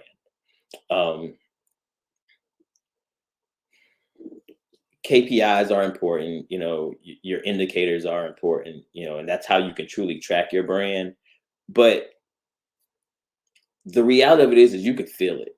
You can feel when it's moving the right way. You can feel when someone comes and asks you for the T-shirt, or you don't have to force your brand on someone. They're looking for your brand. That's the space you want to be in. And then outside of that, you want to just regularly do reviews, analysis, and make sure you're moving in the right direction when it comes down to your brand. Outside of that, you want to continue to make adaptations and make changes. Adjust your marketing. Some things work, some things don't. Some things work based on the timing. And you have to determine, if you put out a project, put out a marketing campaign and it doesn't take off, is it timing based? You were in the wrong space when you launched that, or is it the product itself, or is it just the marketing that you used? Be willing to make the adjustments, be willing to make the changes. Don't hesitate on the adjustments, because the faster you adjust, the faster you can fix it. Just and build solid brands, everyone. There is so much space with the growth of artificial intelligence.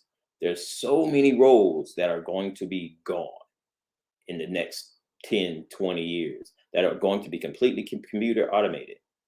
So now is the time.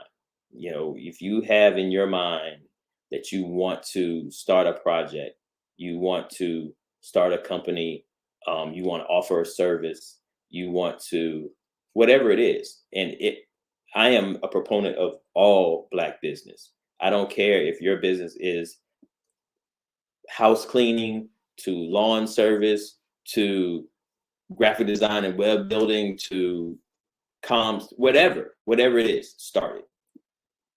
Start now. Like, you actually should have started yesterday. You should have started hearing this. But start now. Like, start now. Contact me.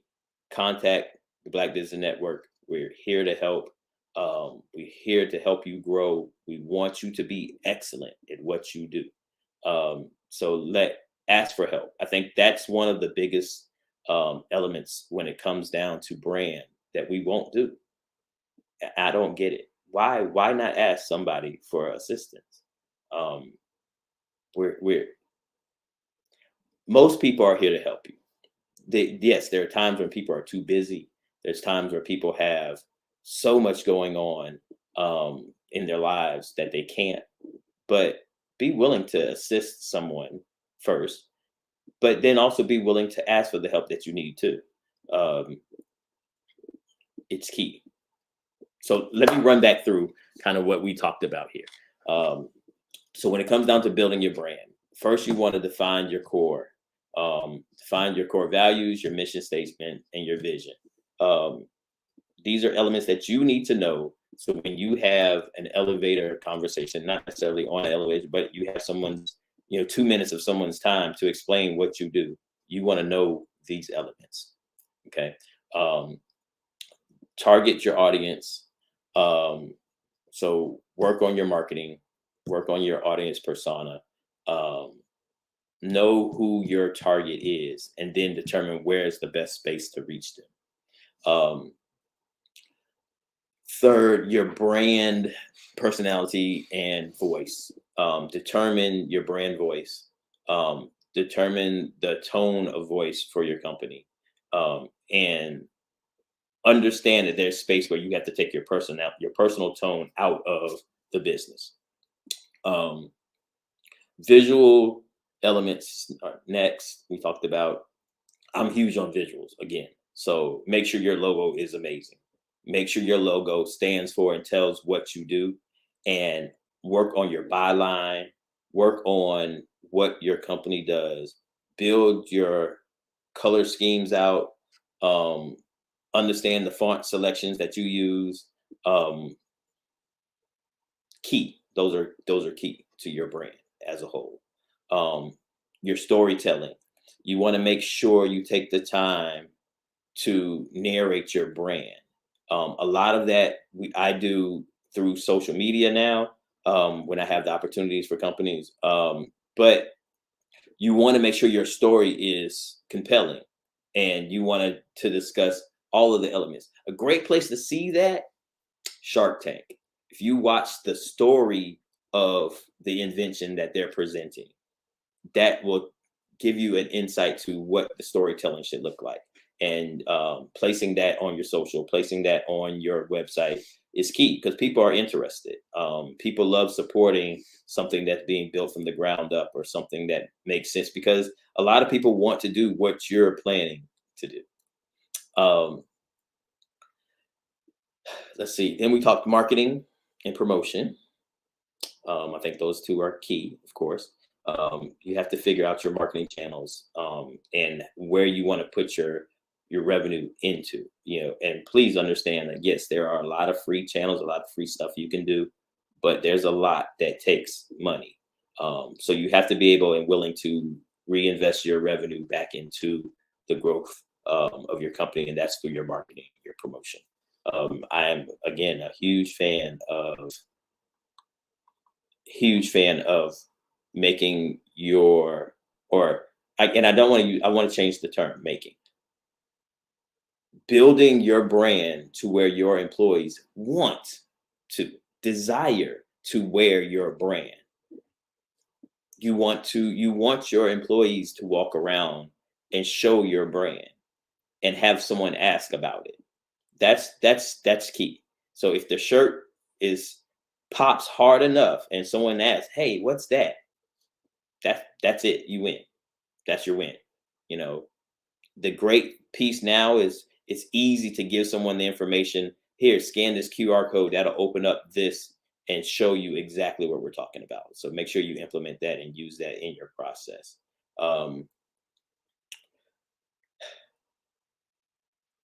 Let's see. We talked customer engagement, right? Discuss that. Feedback. You want to make sure you adapt your feedback specifically for each customer if you have an issue. But you also want to ask for the celebration. Ask for the cheer. Hopefully they enjoyed your product or your service. Ask them if they did, and ask for them to take the time to do a review and reward them for said review. The more positive reviews, the more it works. I'm a person, I'll tell you, I don't read reviews. If I want your product, I'm going to look at your product. I'm going to do my research on it, but I'm not reading what everyone else has to say about it.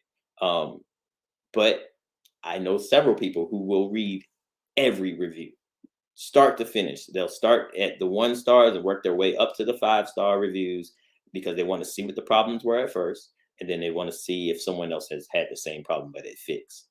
So you want to pay attention to that. And then your performance measurements. Just make sure that you stay on top of your brand and the evolution of your brand. You want to make sure that you continue to grow and you don't just become stagnant and happy with where you were because it changes. And in a heartbeat, someone can come with something similar, or someone can come with a competition piece and beat you and take your client base. You want to make sure you hold on to your market share. So to do that, you have to stay aggressive and you have to be willing to make adjustments and stay relevant. That's the biggest piece with it, is make sure that you stay engaged, you stay relevant, you stay in the public eye,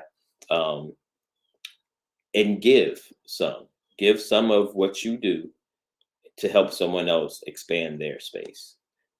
It's what I try my best to do. So if you need me, I'm not hard to find. You can definitely find me here.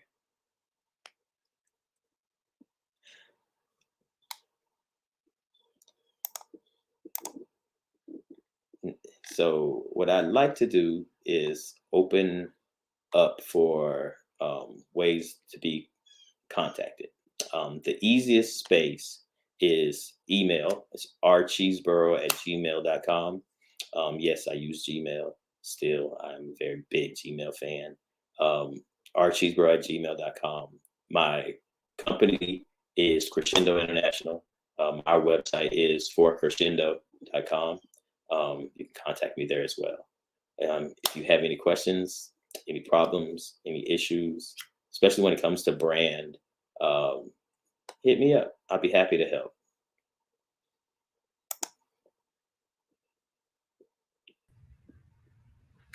Well, thank you so much today for presenting this very relevant topic for business owners, especially those small business owners. Branding and marketing and social media is the key to letting the world know who you are and what you do on a shoestring budget, correct? Absolutely. Because you want your budget to grow, and we get it. There are people who are willing to help you on the bottom end of your budget. They just want you to look back and pull them with you when you take off. And that's what a lot of us tend to do. I definitely fall in that space. I will help anyone if I believe in your product. You just have to sell me to believe in your product. That's all. Well, again, thank you. And tell us where we can find you again. Absolutely. So my website, my company is Crescendo International. You can find us at 4 crescendo.com. You can reach me via email at rcheeseborough@gmail.com. I tend to get the questions why I use Gmail. It's because Crescendo is actually a ghost firm. We operate in the background behind different companies. You'll never know that we're managing that company's social media or that company's internal communications. It's not for you to know about Crescendo doing it. It's for us to make sure we transfer the word that the company's trying to reach out to their population. Well, genius is common, and I'll see you on the other side. All right. Every dollar counts. So we want to remind you to donate to the scholarship fund. We want to thank our Black Business Expo USA sponsors for November 2023.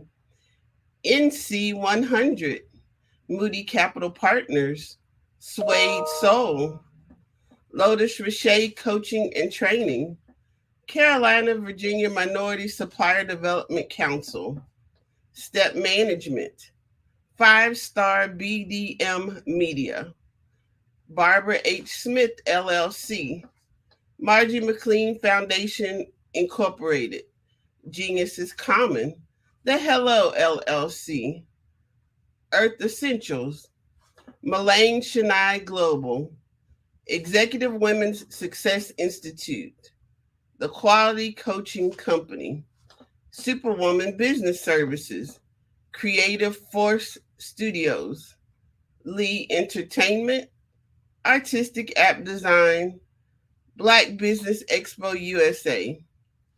Genius is common, and we'll see you on the other side.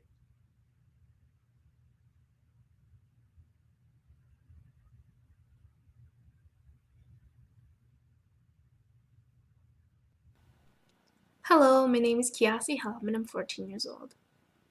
I think my genius would probably have to be setting goals and achieving them. I say this because ever since I was young, I always wanted to be an author, and at age 11, I ended up achieving this. But not only did I end up becoming an author, I ended up becoming a public speaker, a publisher, a business owner, all these great things. The name of my business is Written by Kids Publishing Company. I decided to start this company because I thought it was important for me to help kids my age express themselves through literacy and just achieve their own goals. Because to me, achieving goals is the best thing in the world to feel. It's you just achieving things and aspirations that you set for yourself. And I know that everybody is capable of this because even if you don't end up achieving the goal, you still tried your best, and that's the most important thing. And everybody is capable of this because genius is common. Thank you.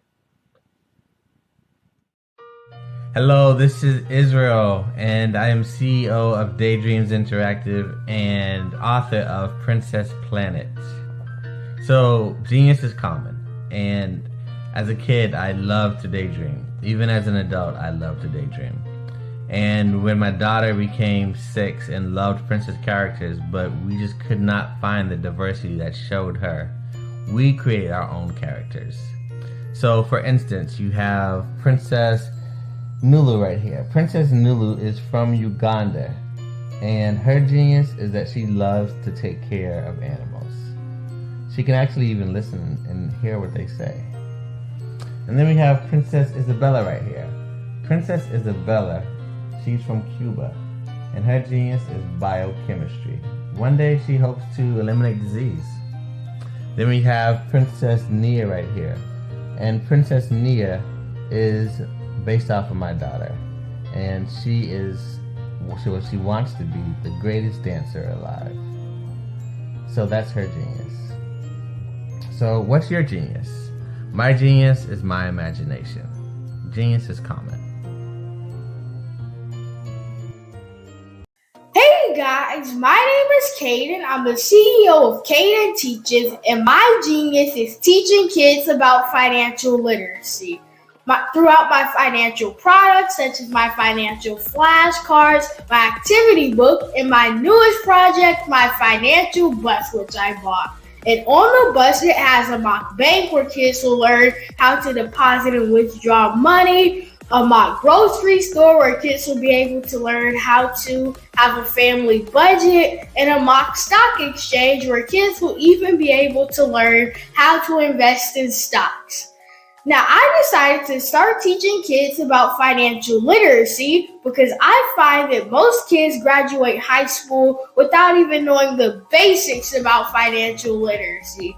And I feel if I were to teach kids about financial literacy, that I would be able to help kids tap into their genius. And I actually learned about financial literacy to my dad because I would go to business meetings with him, and I would always see that they were talking about financial literacy. And at that point, I didn't understand what financial literacy was. So I took it upon myself to learn about financial literacy and teach it to kids in a way that they could understand. But I want you guys to help me help kids tap into their genius by going to my website, cadenteaches.com, and you can sew into me in my financial bust by going to my GoFundMe link.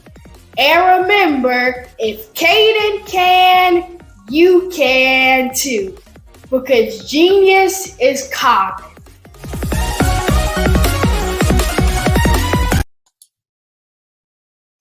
Hi, I'm Barbara Smith. Genius is common. My genius is executive coaching and professional corporate training. As the master executive coach and corporate training ambassador for the Genius is Common movement, I help business owners craft their stories in such a way that you know exactly what they do, what they have, and what they bring to the table. Many times as business owners, we are asked, so what do you do for a living? And we could be crushing in our businesses, but we're not quite sure exactly what to say in a short amount of time.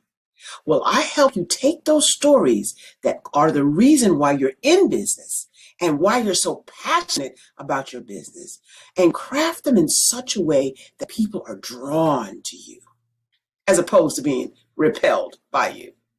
Because every conversation, every time you talk to someone about your business, you are excited about it.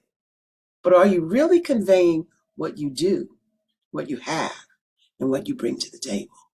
And do really people understand why you care so much and why they should care that you have the solution to their problem?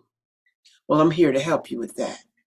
As a master storyteller, I can help you with your stories and spin them in such a way that they are intriguing and fascinating. People want to listen to you talk about your business. That's why at the Genius is Common movement, I am the master executive coach and professional training ambassador. That's my genius.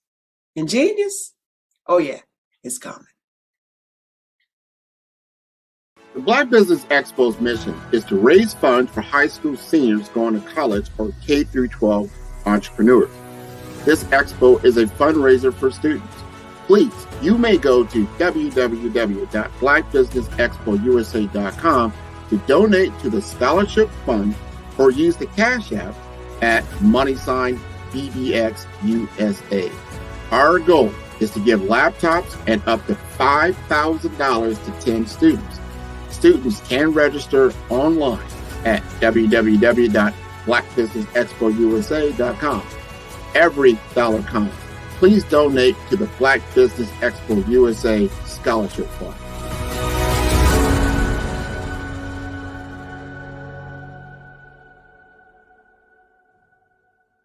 Follow the Brand TV broadcast host, Grant McGaugh, as he visits with top executives and entrepreneurs to find out their secrets of success with their personal brand. Follow the Brand TV broadcast host as he focuses on brand development to build better relationships, bring value to your business, relationships, and career. You will enjoy listening to each episode that is tailored to speak to you directly. If you're looking for this type of clarity in terms of building your brand, you have tuned into the right station. Each episode will help you to shape a conversation in the 5-star BDM network of 20,000 professionals and become a springboard for your corporate engagement and business opportunities. Each guest will frame their story in the areas of personal branding, business development, career development, financial empowerment, and technology innovation.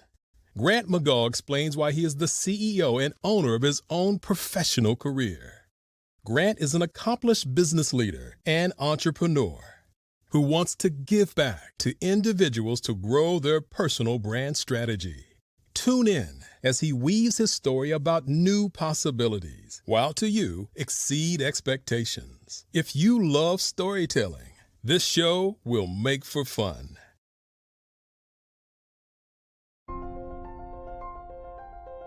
What if you could build your own city? A place where every child can find nurturing people to help them achieve their full potential. A place where every adult can access job training support. Where health education is abundant. Where social justice ruled the land. A place without limitations. Welcome. You have arrived at STEM City USA. It is what every city should be. A safe and trusted community where you find people and resources to help you become everything you are and beyond. STEM City is unlike anything you have ever experienced. It is a digital twin of the world around you, only better. STEM City is about energy and soul renewal. It is more than a digital world. You can almost feel the power of live cultural events, music, and theater. STEM City promises a better future for children with caring mentors and hands-on activities with dedicated tutors to support our youth. STEM City is your passport to a healthy lifestyle with weekly events addressing our community's many issues. STEM City is your financial well-being with helpful information on wealth management, career advancement, job training, and so much more. STEM City is the community you deserve. It is the city where your dreams can come true. STEM City USA, a place in the sky that is accessible to all who reach for the stars.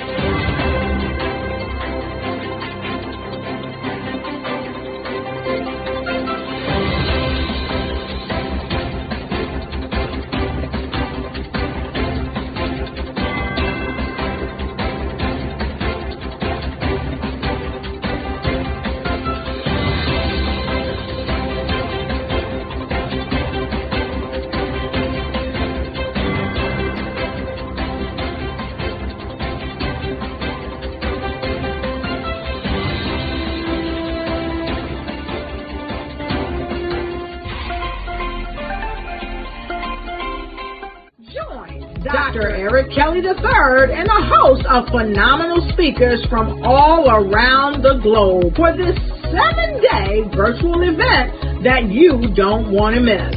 The mission of the Black Business Expo is to raise scholarship money from kids all the way from high school all the way from college. The Black Business Olympics is one of the largest Black business showcases in the world. It is an opportunity for businesses and companies to showcase their businesses globally. We are going to be giving away laptops up to $5,000 away to students.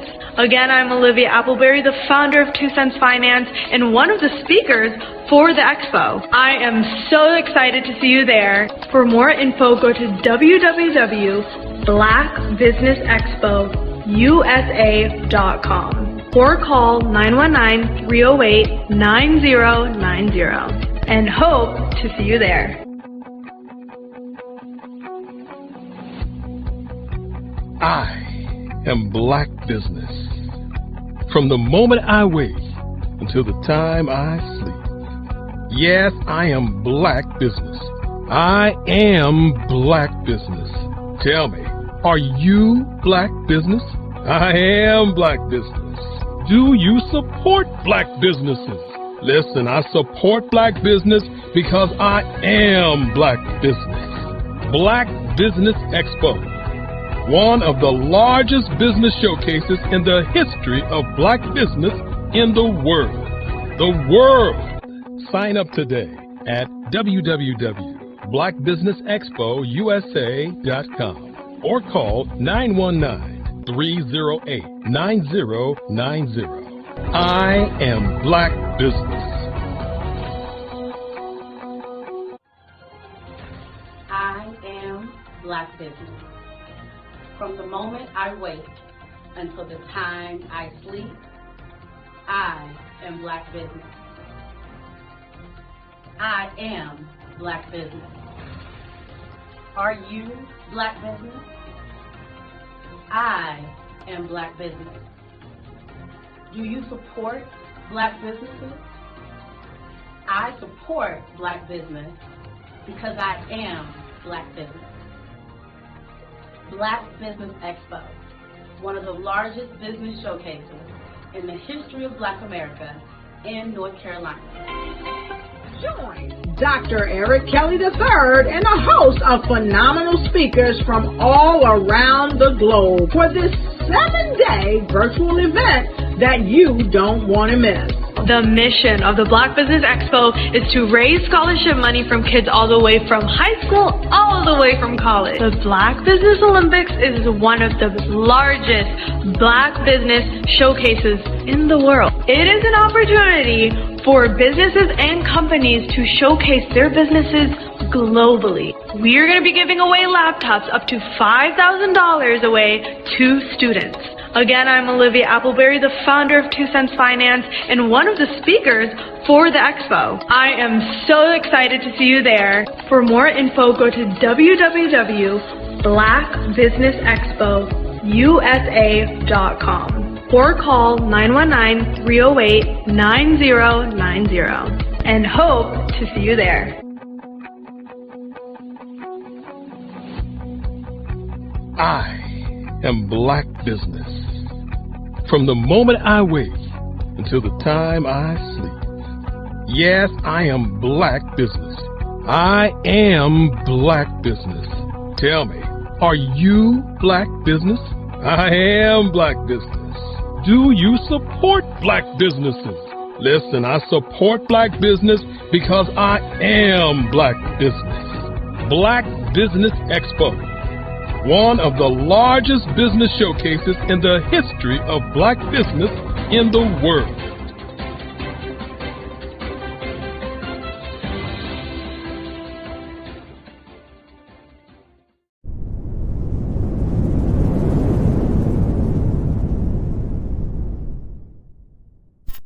I'd like you to imagine with me, if you will, opening an app where you can collaborate with like-minded individuals from around the world, get inspiration and in-app tools to launch and grow your business, as well as share your knowledge and earn compensation, all in one app. Well, the name of that app is Truso, short for Truly Social. Hi, I'm Matthew Newman, the founder and CEO of Truso. A new concept in social media, Truso is designed from the ground up to be a platform that's both social and empowering for all its users. How exactly do we do that? I'm glad you asked. First, Truso brings the world together via video. Psychologists assert that video provides a significantly more effective connection than audio only. When you enter a community on Truso, you're face to face. Second, on Truso, you don't have to have 1 million followers to monetize. Our business model allows all hosts and moderators to monetize, no matter the size of your following, by 1, producing fee-based content, and 2, inviting others to join the platform as subscribers. Even more, Truso has an in-app resource library with over 100 free resources, forms, and documents to help you build your brand and grow your business. Third, Truso is inclusive. The deaf and hard of hearing communities make up 360 million people worldwide. Unlike audio-only apps, Truso embraces this community, providing a networking platform that allows them to participate via video and closed captioning. We even have a deaf and hard of hearing foundation in the works as well. Fourth, Truso is both social and safe. We refer to Truso as a virtual extension of the beauty shop, barbershop, and brainchild of the community. A place where there's laughter, along with wisdom, growth-oriented conversation, and genuine connections in a safe space. Truso even has proprietary security to ensure we maintain a safe environment for everyone. Where are we at now? Truso is live, y'all. We've launched in beta and we're acquiring users daily. We have an incredible development and marketing team, plus amazing celebrity influencers at the table helping us spread the word around the globe, beginning within the African diaspora and beyond by creating a safe space for growth, connection, and collaboration. We're truly excited about True Self. We've created something special for which there is a global market. And we invite you to embark on this journey with us as a shareholder. The future for Truso is truly bright. Join us and let's go there together.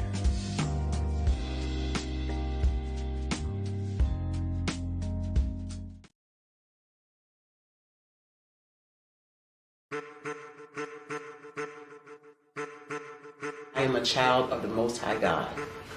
He has gifted me in ways that I could not even imagine and didn't know.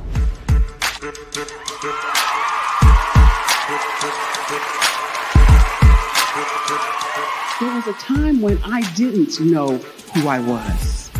I listened to other people tell me who I should be, what I should do. I listened to people telling me that I should be a boutique owner, that I should be a construction manager, that I should be a laborer. Have you ever felt like you should do something else, be something else, go somewhere else, be wherever you wanted to be, and you felt like you were in a box? Anybody in the room? And you couldn't get out? Anybody in the room? And you kept trying to go and you couldn't get out? Anybody in the room? But let me tell you, you need to rock the box. Rock the box.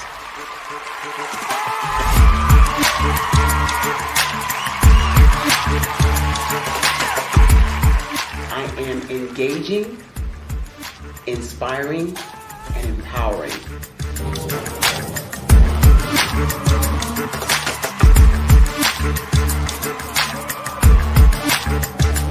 I would give you everything I know. Just by touching you, if I could, by osmosis, give you every single thing I've learned, I've gone through, I know I would. We know that's not possible, but as it is possible, I love to share information with people. Some of you out there, people have told you that you can't be, you can't have, you can't do. But I will tell you, like Kinston said, you can, you must, and you will. If it's to be, it's going to be me. You got to say it. If it's to be, it's going to be. If it's to be, it's going to be. If it's to be, it's going to be.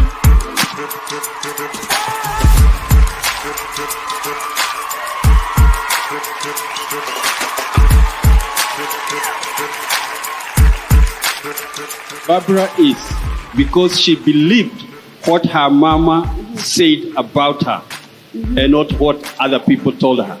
Every day you wake up, when you're in a situation, it's your choice whether it's an advantage or the disadvantage. She gained her confidence and her life, and now she is a testimony.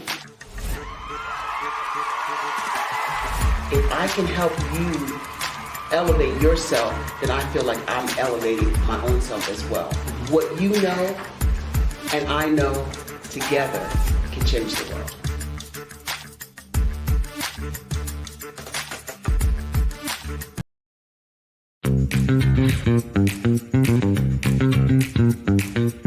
It's time for you to start bossing in social media. For all your social media needs, you've come to the right place at the right time to get your website designed, landing page, social media platforms, and get the training you need to get in front of the people that's ready to buy your products and services.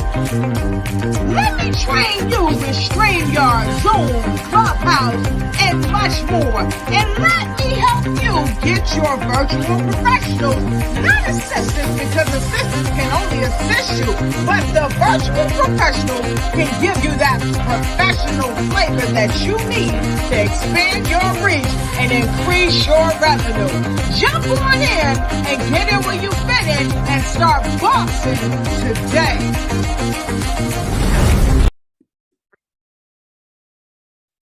Hello, I'm Dr. Madeline Ann Lewis, President and CEO of the Executive Women's Success Institute.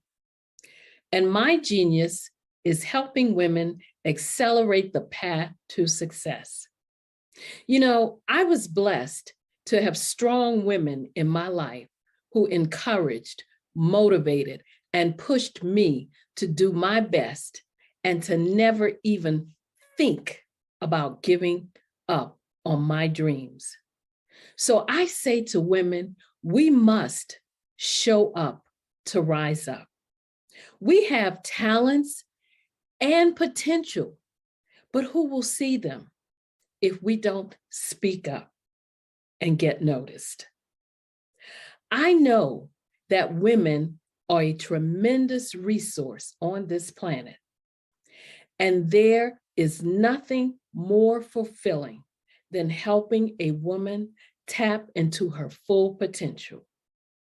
I do this because I want to be a part of helping as many women as I can to show up, to rise up. I do this because genius is common.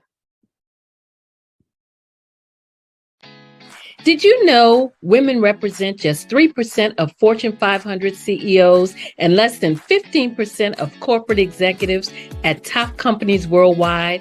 Have you wondered what the secrets are to getting into the top ranks, whether in the private or public sector?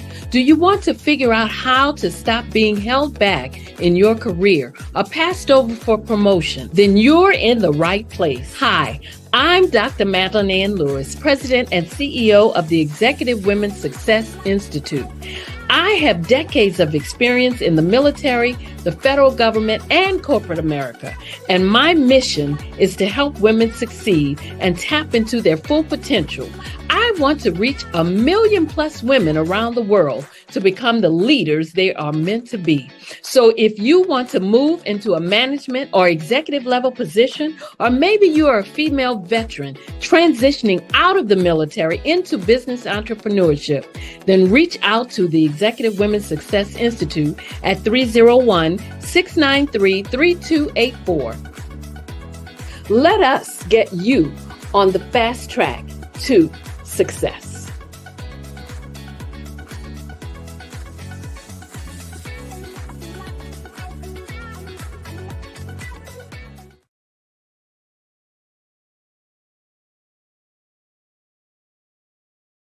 Follow the Brand TV broadcast host, Grant McGaw, as he visits with top executives and entrepreneurs to find out their secrets of success with their personal brand. Follow the Brand TV broadcast host as he focuses on brand development to build better relationships, bring value to your business, relationships, and career. You will enjoy listening to each episode that is tailored to speak to you directly. If you're looking for this type of clarity in terms of building your brand, you have tuned into the right station. Each episode will help you to shape a conversation in the 5-star BDM network of 20,000 professionals and become a springboard for your corporate engagement and business opportunities. Each guest will frame their story in the areas of personal branding, business development, career development, financial empowerment, and technology innovation. Grant McGaw explains why he is the CEO and owner of his own professional career. Grant is an accomplished business leader and entrepreneur who wants to give back to individuals to grow their personal brand strategy. Tune in as he weaves his story about new possibilities, while to you exceed expectations. If you love storytelling, this show will make for fun.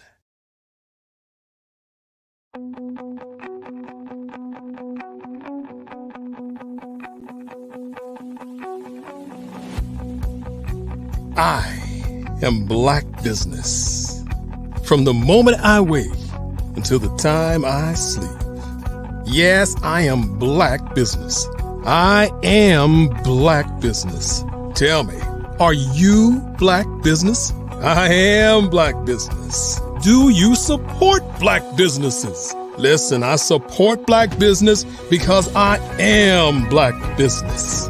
Black Business Expo, one of the largest business showcases in the history of Black business in the world. The world! Sign up today at www.blackbusinessexpousa.com or call 919-308-9090. I am Black Business.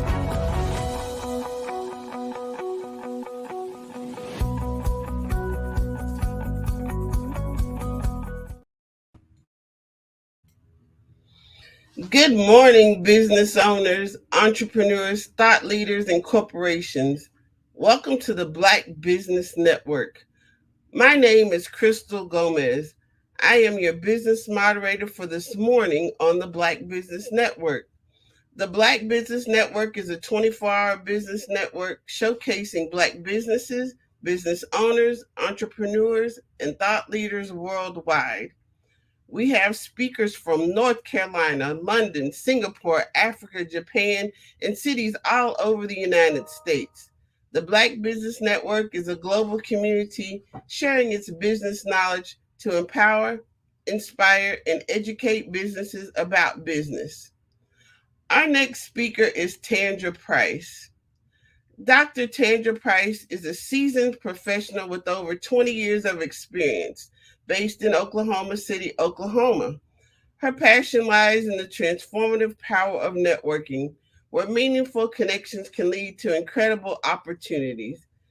Tandra recognized the need for guidance in navigating networking events after attending numerous gatherings that fell short of expectations.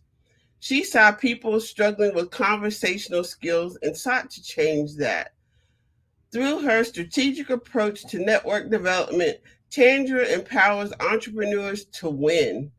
Drawing from her extensive experience, Tandra has trained hundreds of entrepreneurs, equipping them with the skills to build relationships, create opportunities, and generate residual income through networking. She has worked alongside influential leaders in network marketing industries, continuously expanding her expertise. Tandra's commitment to fostering global success led her to create a platform that inspires, empowers, encourages, and educates entrepreneurs to achieve their goals.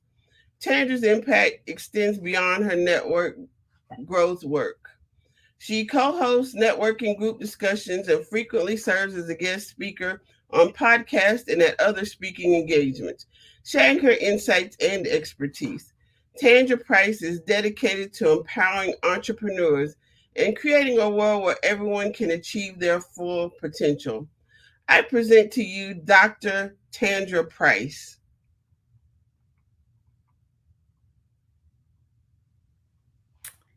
Hello. Thank you so much for that amazing introduction. You're welcome. It's my pleasure.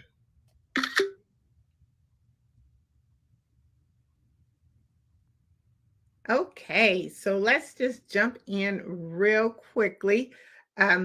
Again, I just want to introduce myself. I am Dr. Tandra Price. I am a renowned international speaker, accomplished two-time best-selling author. I am an expert networker, strategist, and I am the proud owner and editor-chief and publisher of a global recognized publication called Tap In Magazine. Our edition caters to women, speakers, authors, coaches, and men.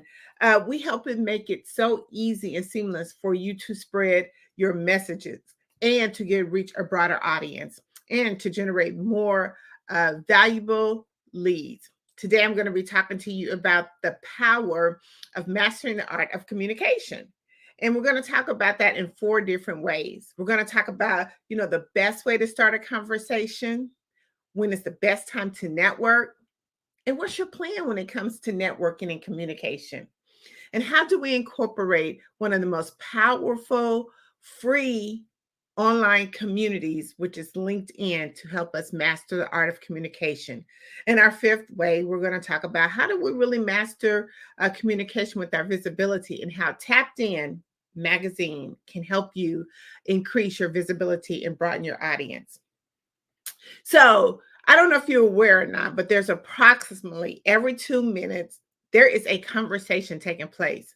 Somewhere, somehow, someone is engaging in a conversation.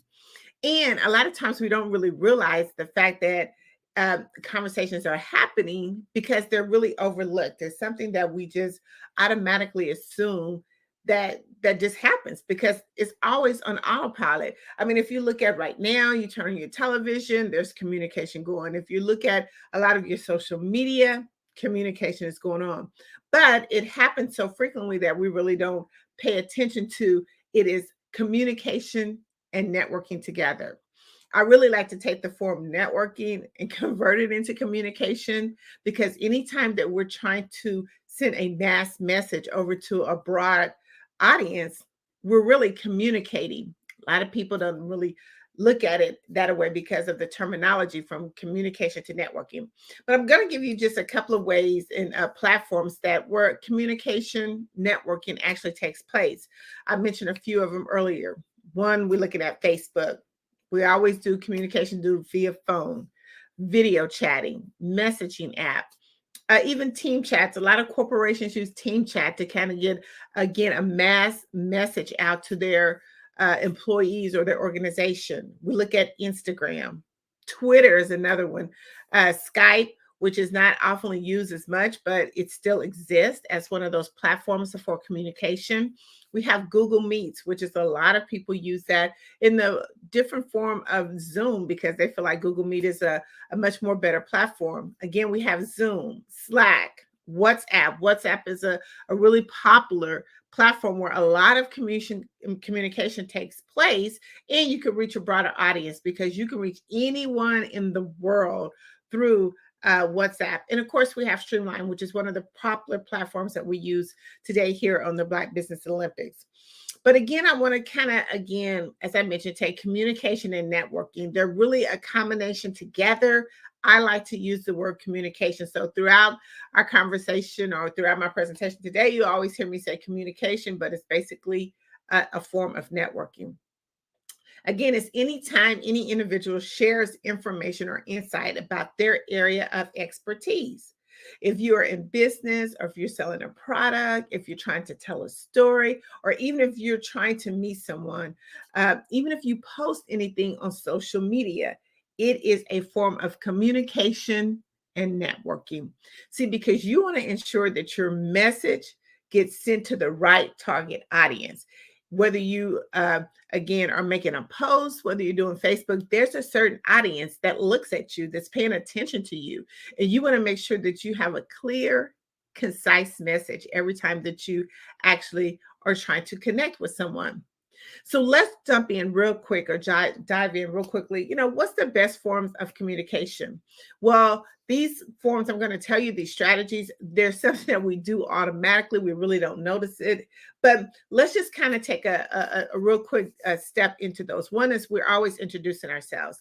Whether you're meeting someone in a professional setting or just a casual setting, you always are introducing yourself. Or if someone are meeting you or introducing you, it's always the first step of starting a conversation is introduction. If you're in a business setting, we always normally do that firm handshake just to give them that understanding that, you know, it's more of a business environment. A lot of times when we're introducing ourselves just on social, you know, it's more of that laugh, comfort in our own zone. But the first thing we do is starting communication is introducing ourselves. The second way, we always are asking questions. It's a way of kind of keeping the conversation engaged, keeping it going. A lot of people want immediate response. So normally when you ask the question, you're looking for that response. And when you get that response, then it kind of just reciprocates into a conversation going back and forth. Another way, which is the third way, is always asking advice or opinion. People love to ask for help. They like for you to ask for their help or their advice or their opinion on, you know, different specific matters. The fourth way is compliment, which is, I feel like it's my favorite way to go into any kind of conversation. It's just doing a compliment. You can compliment someone on their shoes, their clothes, their hair, and it gets that conversation going. It is the easiest way. The fifth way is making an observation, making observations. You know, let's pay attention to our surroundings, because when you're actually in a conversation, you can always pick different clues depending on where you're at. If you're in a social, professional, or just even at the gas station, you know, you can pick on a certain environment to start talking to someone and generating a conversation. The sixth way is humor. Everyone loves a good laugh. So you cannot help us start a conversation by breaking the ice. I look at humor as an icebreaker when it comes to conversation, because everyone is willing to get that inside laugh joke. And it just helps bring the tension down into the conversation.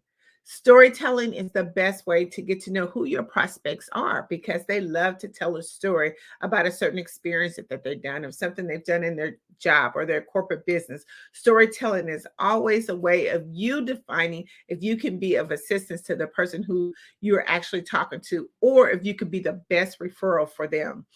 I always show genuine interest when you're starting and when you're in a conversation or starting a conversation. A lot of times when we're trying to start a conversation and tell someone about some of these particular things that are happening, if they're not paying attention, then it kind of like shows that person that you're really not interested. And anytime that you want to have a conversation, they always say, make sure you have that eye contact. Make sure that you're looking directly into the person's face so they'll know that you're paying attention. And whether you're nodding your head or something that gives them that you are part of the conversation. And share your experience. You know, a lot of times if you have been attending an event, share your experience that you've been at that event, or share an experience of something that is a commonality relationship. And always the best way is on current topics. Like a lot of times I always talk about, let's make sure that we're increasing our personal development. So stay abreast of current topics, especially in your expertise in your industry. Make sure that you're aware of everything that's going on and that you can be of some value in a conversation by sharing some of your current topics that is going on. I get a lot of times, because they call me the networking ninja, which is something I got from my clients. They always say, Taylor, when is the best time to network? You know, when is the best time to network? And I said, the best time to network is right now. Anytime you get up in the morning and you begin to have a conversation, whether it's with your spouse or someone that you're trying to network with, anytime you are starting a conversation, you are networking. Because again, you're exchanging your message. You're delivering a message to someone that you want them to understand exactly what you're doing. And you're connecting the pieces. See, when you look at networking, you're connecting. And a different terminology, especially in computer or tech industry, they say networking, you're connecting the gadgets, the pieces, and you're doing the same thing when you're having a conversation. But the best time to network is right now, whether you're at a social gathering, a conference, an expo, professional organization, even again on all those online platforms, before and after a presentation, when you're doing a one-on-one, in between sessions, or even just in regular conversation. That's networking. That's the best time to networking. That's the best time to find out, you know, who, what, and when, and how you can help someone. But when we talk about mastering the art of communication, it comes with so many benefits. That's why it is so important to make sure that when you're networking and spreading your message, that you are very clear and concise, and that you've done all those different things we talked about earlier about starting a conversation. But just think about the benefits. You know, it brings you on different ways to enhance your negotiation. So when you're trying to actually talk to someone about your products and services, being a part of networking / communication, it helps you to enhance those negotiations, because when we're listening, we're looking at our environment, we're understanding what's going on around them. It builds trust. Because here's the thing about it. If people build trust with people who they know, like, and trust. So the more that you're talking, the more that you're communication, the more that you're helping them even share references, you are building that trust and credibility over time. It gets you into successful networking. It helps you to engage with others confidentially. You can actually now understand really what their concerns are, their issues are, and how you can really help them. It also builds a stronger connection. The more that you are networking and communication, it helps you to understand and build a long-lasting relationship with your prospects.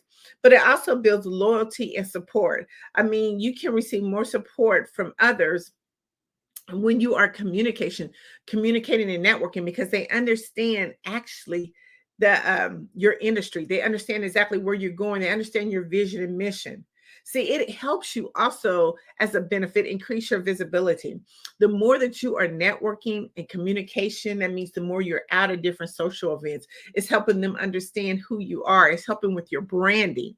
It helps you to collaborate too, because just think when you go to all those different events, you're collaborating, you're connecting with other people within those events. And then once you start collaborating, then you start building bigger on your platform. It helps you to give what I call the resource bank, be able to pull out your resource bank of different referrals and resources that you could do. Another thing that communication and networking does, the benefit of it is it's giving you access to resources. We talk about a lot of times about building professional development, but in order to sometimes to be able to get into these rooms that a lot of times we don't get opportunities to, it gives you that access to resource, because when you're talking and networking with other people, they're letting you know of different things that's going on or what's been working for them, or different networking events, or even different promotional events that you can use into your business. It helps you to be able to access that resources that you probably wouldn't be able to have access to.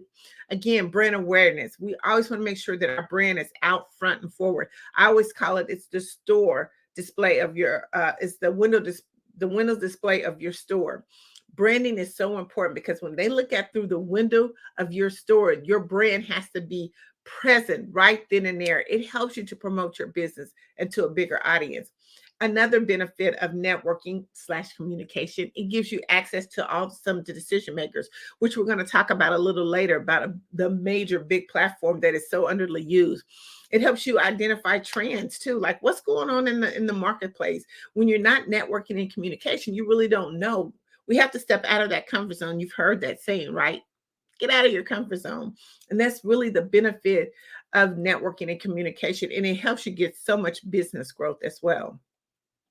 I always tell people when we go to networking events, whether it's conferences, virtually or in person, what's the plan? See, we have to have a plan when it comes to networking. What are we doing? What's our objective when we go? I'm going to go over these real quickly for you. One, you got to set a goal. Anytime you go in networking or you're trying to give that mass message out, what is the main goal? What do you want to achieve by getting your message out? A lot of times we don't look at that. We just have a message and we're trying to get it out. But what's your overall goal? What do you want to happen when somebody actually hears your message? The second thing, when you go to a lot of different networks, let's do some research on the events of the people who's hosting the events, how long the event's been around, because the most important thing is time. And we want to make sure that we're maximize our time to the fullest. And the only way that we can do that is making sure that we're in the right places at the right time with the right people. So make sure that you are doing a research on your event. Prepare your introduction. People do not like to be sold at networking events. It's all about relationship building. So when you're actually trying to prepare or plan to introduce yourself, make sure that you're doing it in a way that does not seem salesy. Make sure that you're doing it in a way that's authentic to who you are, so they'd be able to make that connection. So the person who you're actually connecting with, they feel that energy. See, that's the thing about it. When you prepare your introduction, you want someone to feel your energy, your enthusiasm, like, I want to be a part of what you're doing. So make sure that you prepare. Preparation is the key. Bring all your essential materials. Make sure that you have your cell phone charged. If it's your iPad, whatever it is, make sure that you have the essential tools that you need, because it's nothing worse than going to an event and you're not properly prepared. Making sure that your phone goes down, or that all your social media contacts, everything. That's the next thing. Let's make sure that all of our digital presence are updated. Because one thing, when you go to networking, just think you only have that 60 seconds, not even 60 seconds, 10 or 15 seconds to make that first impression. If they go to your site and it's aesthetically pleasing, they're not going to want to do business with you. Make sure that your website looks good. I mean, all the function, all the buttons that's working. Make sure that all your contact information is up to date, because no one is going to be searching or looking for you. Once you make that initial contact, that is the most important thing. So make sure that all your stuff is updated.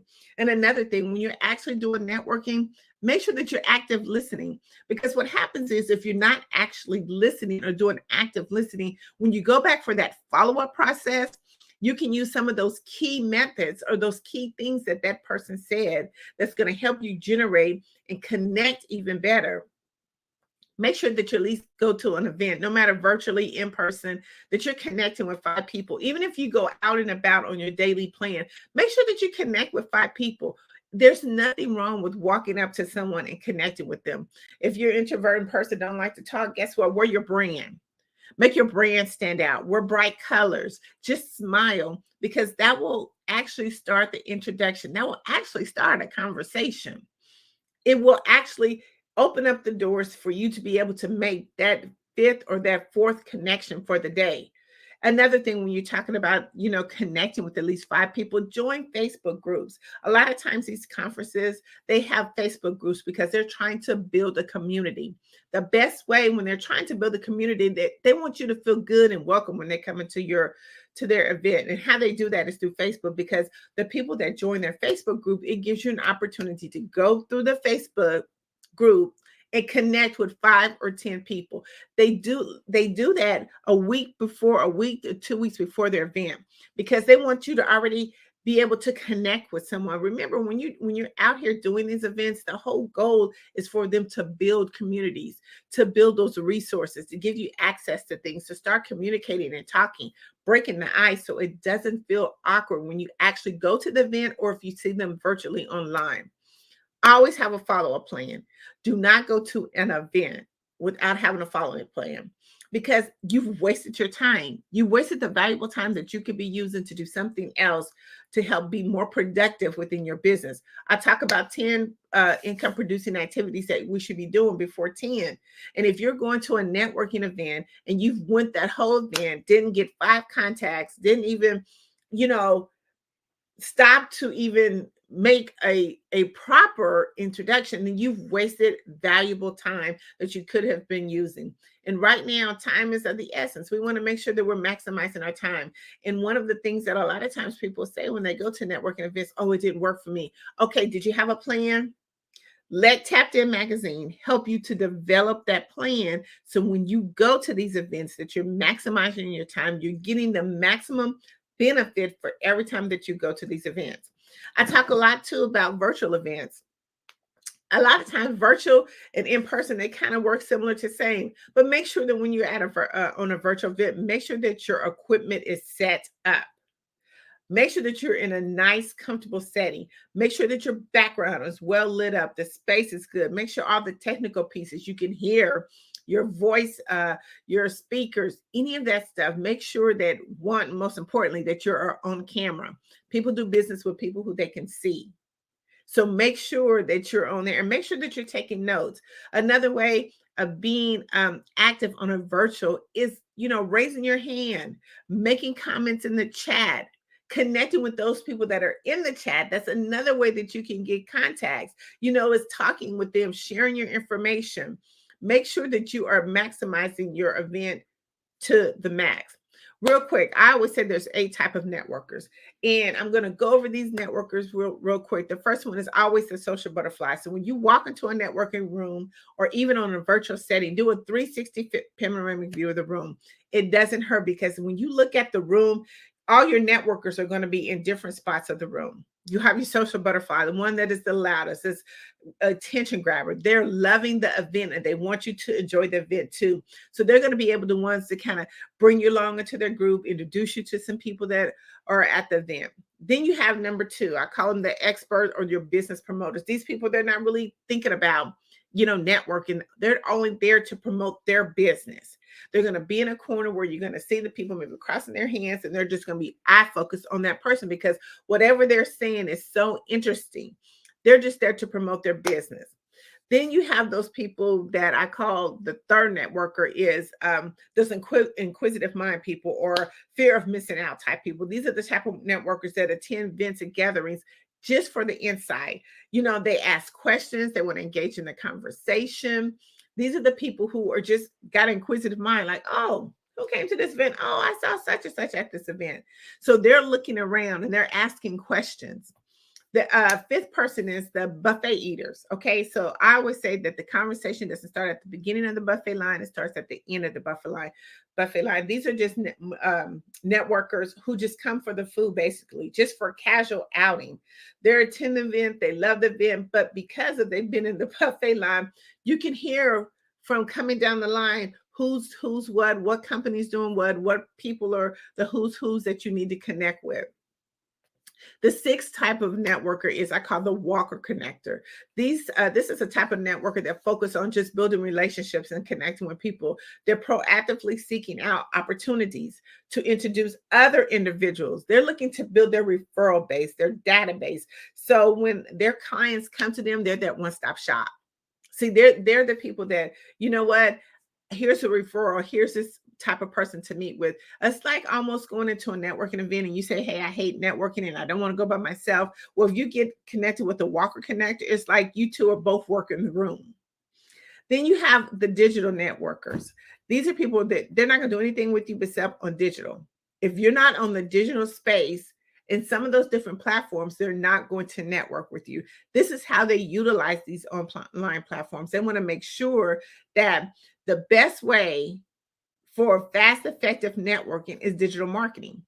And so they're going to be that digital networker that's going to do everything on digital. So if you want to talk to them, make sure that your stuff is together, because they're going to be saying, okay, Instagram, Twitter, WhatsApp, TikTok, all of that stuff. That's how you're going to be able to better connect with them. And then I like the last one, which is our goal strategist. These people have a goal in mind. They're coming there for a certain reason. They're going to be able to maximize their time when they get there. See, they're not playing around. They're on a mission. They're on a goal. They're trying to make sure that when I talked about going to a networking event and you make sure that you're maximizing their time, they're going to get the 5 people. They're not going to just be leaving business cards. See, one of the things that we have so handy dandy to us in our phone is, we have that QR code that you can scan to get your information right off the bat.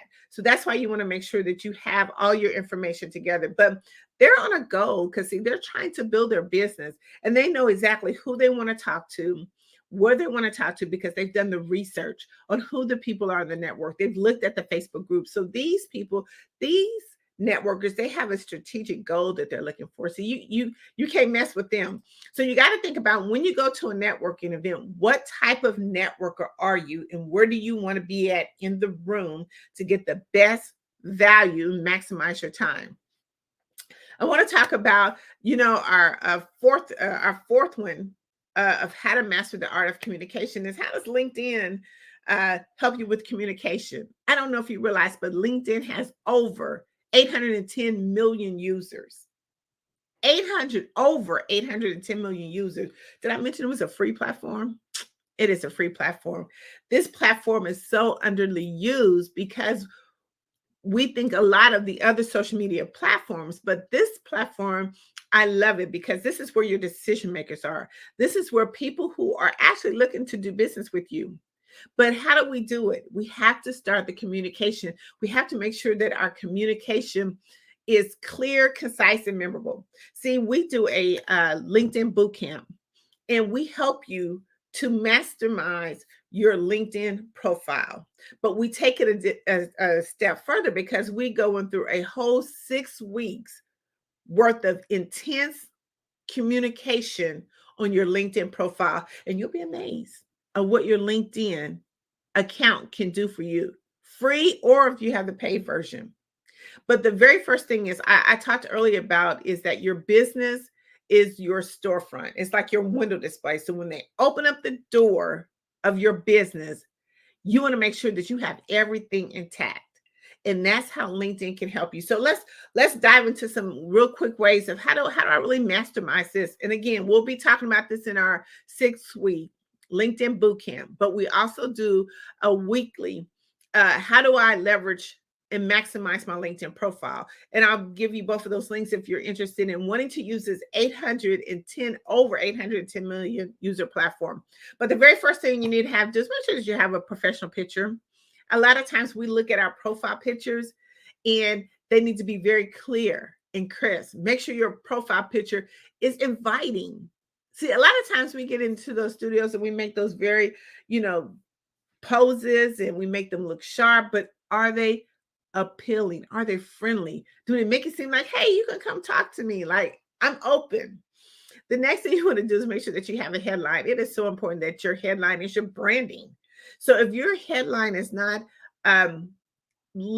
not displaying exactly what you do, it's going to be hard for when someone is searching for you to really understand what is it that you do. You know, we're not using stock image. Use what is actually connected to your business. The next thing we want to talk about is highlights in our platform or in our profile. And we talk about this in how do I leverage my LinkedIn platform or my LinkedIn profile in 90 minutes. We talk about all these different things, but one of the things is you got to do some highlights and videos. Most people are now looking at videos. They're so engaged in videos more than they are print or more than they are writing. You have to make sure that another way to get your message out is do some videos, do some reels. It's the most effective post. You'll get so many more impressions on it. Your summary, make sure that you're highlighting your strengths and provide a glimpse of your professional journey. A glimpse. You don't have that many words, but just provide a glimpse. Experience, make sure that you're detailing your work experience. Focus, especially if we're entrepreneurs, focus on your accomplishments and some results that you have done for your clients. A lot of times they look at that, you know, what I mean, like, what really have you done? How can you benefit my client, or how can you benefit my business? Let's talk about our skills. List all the skills that are relevant to your expertise. Endorsements. Make sure that you look at people who are doing your endorsements, that they are actually looking at what you have done. They're endorsing on your skills, whether you're good in networking, communication. When they actually endorse you and how many people endorse you, it makes a difference. It takes you almost up to the feed. We talk about, you know, the algorithms and a lot of the different social media platforms. LinkedIn has that algorithm too, but how you're really landed on a lot of those pages is depending on what you put into your profile. Education, include any of your educational background, highlights, degrees, anything that you've done that can be of help of other people. Make sure certifications. A lot of times we miss out on that part of the of our profile, is that we don't really list any certifications that we have, you know, big or small there, and you got a certification or a license for, make sure that you showcase it. Recommendations, seek out recommendations. Ask people, if you have a following, to, you know, give you a recommendation so you can add that to your LinkedIn profile. Volunteer. A lot of times people want to see what other causes that you are a part of. I mean, what else do you do? I mean, what is your passion about? How do you serve? How do you give back? And that's kind of really where the volunteer and experience shows. Media attachment. Make sure that you're putting your media information on there, because a lot of times, you know, we want to see what you've done. Like if you've been in publications, magazines, like Tapped In magazine, but magazines, newsletters, articles. How many people have, you know, wanted to have you showcased into their platform? What about conferences, things of that nature, anthology books? Put any type of media contact information there, and then make sure that you're actually engaged with your network. Make sure that you're actually participating, maybe like in LinkedIn groups and things of that nature. Put how they can connect with you. Show how you communicate, because see, our SEOs, our search engine optimization, helps it so much when it comes to people trying to find us. But see, once we can master that profile, because see, that's the start of the communication.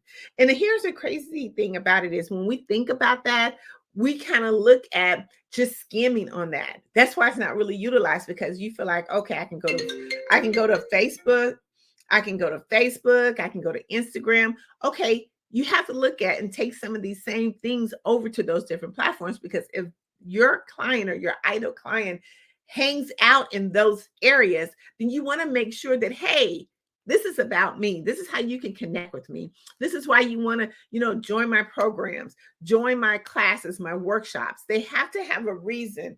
And the better you make it, the more people that you're going to get. The LinkedIn process is because, see, you have their email. You have so much access to them. You have their email. You have their direct connect. Anytime that you want to be able to connect with somebody, you have all the information right there at your hands. So you don't have to go and search for it. So we want to make sure that we utilize that. Join us on our it's 90-minute mastering how do you level your LinkedIn profile. We'll walk you through the steps. We'll show you exactly how that. And then you can jump on over to our bootcamp, which we go into such great detail. We have had so many clients who didn't realize their the power of their LinkedIn profile. We took them from having 500 followers to now they have over 3,500 followers and growing because we've showed them different techniques of how to do it. We host this workshop on Wednesdays. So if you want to be able to take advantage of a free platform, join us on our LinkedIn boot camp and our mastering your LinkedIn profile. I want to just talk about a little bit about Tapped In Magazine and how that intertwines with what you do. So what happens is the most important thing with any business is to maximize your visibility. We want to make sure that you're seen, heard, and noticed. But how do you do that? You have to have a platform that can seamlessly put you in different places that you're not in. Statistically, any entrepreneur should be in a publication at least 12 to 13 times a year. Now, and the reason why that is because you are always actively doing something with your business. Your business is growing. So your business ain't the same as it was yesterday. See, it's new today. But you want to make sure that people understand that. You want to make sure that when people click on your information, that they know who you are. I always like to use like the Walmart or the Target ad. I can tell you right now, even since Black Friday, I have had so many text messages about different special offers. So anytime I open up my phone or looked at my Facebook, boom, it's right there. And see, that's how you want to be as well. You want them to be able to see whenever they click on your link. See, because once they click on your link, you got them. But when you get them, you got to keep getting them. You got to keep talking about your programs. You got to keep showing up in their feeds, on their text messages. You have to keep showing up in different spaces that people don't even realize that you do. Even like now, the national television, we have to keep showing up. But we have to have a strategic way of making sure that we stay visible. See, with the Tapped In Magazine, we give you that strategic way to help stay in you getting credibility. We help you enhance your audience. We help you to enhance your business. We help you to grow. One of the things that we look at is we want to make sure that we give you the exposure that you need. We want to make sure that when we put your article into our publication, that it's a clear, concise message. What are we talking about today? What is going to get that readership to really want to go at the bottom and click on your link? See, Tapped In Magazine helps you with that. We help you filter through all the things that you need. It's not just a story. See, it becomes a statement. See, when you actually go into a client and you hand them a publication with your picture on the front, it's no longer a magazine. See, it becomes a statement. It becomes that conversation piece. It becomes you're mastering the art of communication because see, not only are you getting that message to them, but see, that message is going broad. See, they'll look at it and they'll be like, wow. Okay.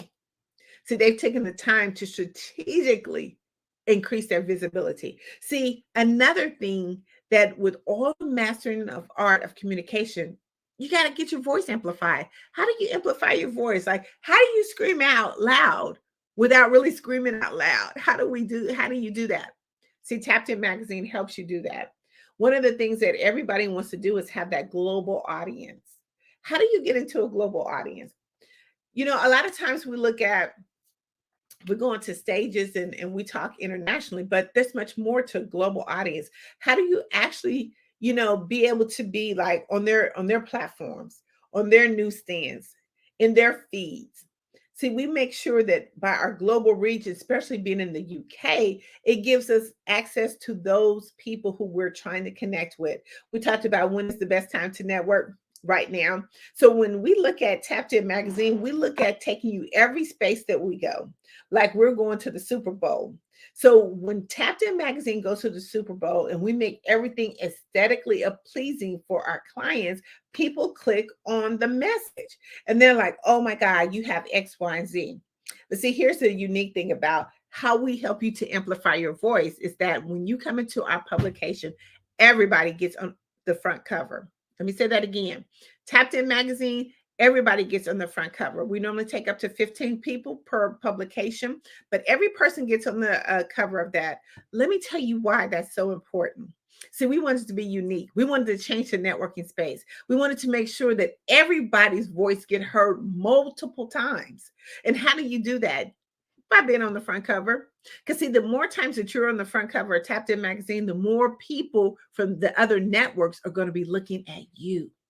So they're going to be looking at you. See, it's not just, okay, today I get this magazine and then I put it on the shelf. Tapped In magazine is going to help you to amplify your voice and show you how to get that global audience, that global reach. How do you connect with other influential leaders that are inside of the publication? See, it's no longer a magazine. It's a statement. So go to tappedinmagazine.org. We're working on our holiday issue. We would love to have you there, but make sure that you always are mastering the art of communication. Well, thank you so much. I want to be seen. Well, come on. I'm coming. So again, where can we find you? You can find me at Tapped In, that's TAPIN magazine.org. It's all one word. Go there, click. We have our Black Friday special still going. So yeah, join our publication. Well, thanks again. Yes, thank you. Genius is coming, and I'll see you on the other side. Genius is coming, and I'll see you on the other side.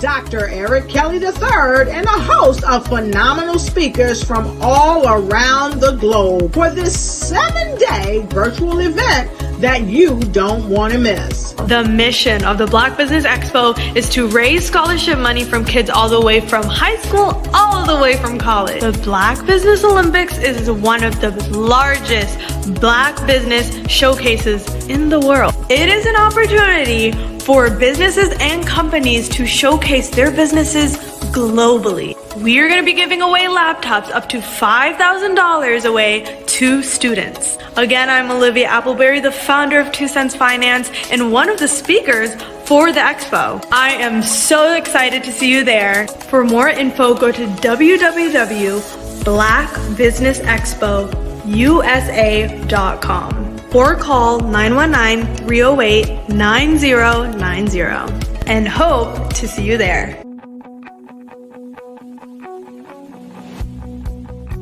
I am Black Business. From the moment I wake until the time I sleep. Yes, I am Black Business. I am Black Business. Tell me, are you Black Business? I am Black Business. Do you support Black businesses? Listen, I support Black business because I am Black Business. Black Business Expo, one of the largest business showcases in the history of Black business in the world. The world. Sign up today at www.blackbusinessexpousa.com or call 919-308-9090. I am Black Business. I am Black Business. From the moment I wake until the time I sleep, I am Black Business. I am Black Business. Are you Black Business? I am Black Business. Do you support Black businesses? I support Black business because I am Black business. Black Business Expo, one of the largest business showcases in the history of Black America in North Carolina. Sign up today at www.blackbusinessexpousa.com or call 919-380-9090. I am Black Business. I am Black Business. From the moment I wake until the time I sleep, I am Black Business. I am Black Business. Are you Black Business? I am Black Business. Do you support Black businesses? I support Black business because I am Black Business. Black Business Expo, one of the largest business showcases in the history of Black America in North Carolina.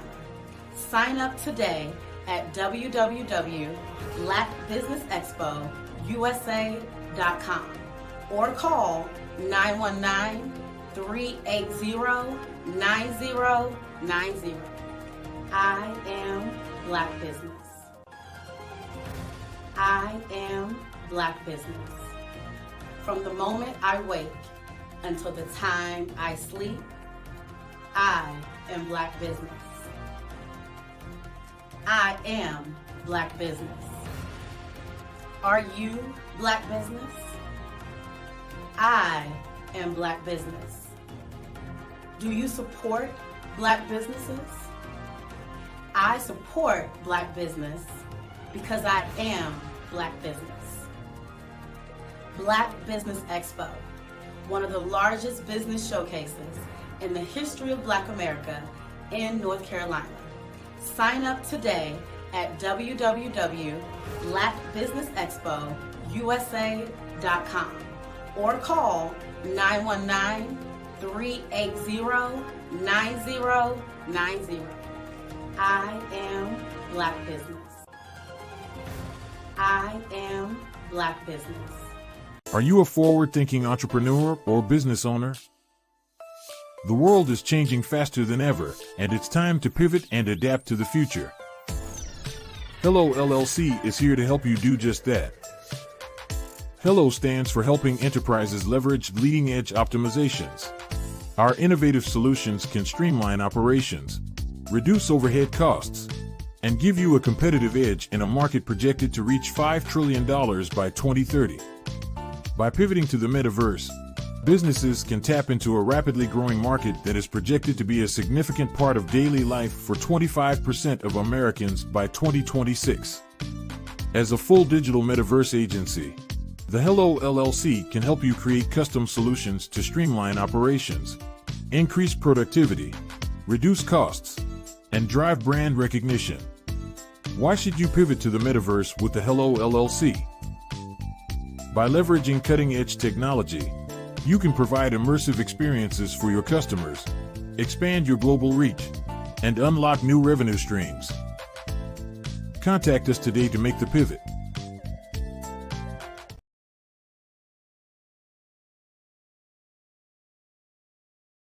I am from Washington, D.C., but I was raised in Durham, North Carolina.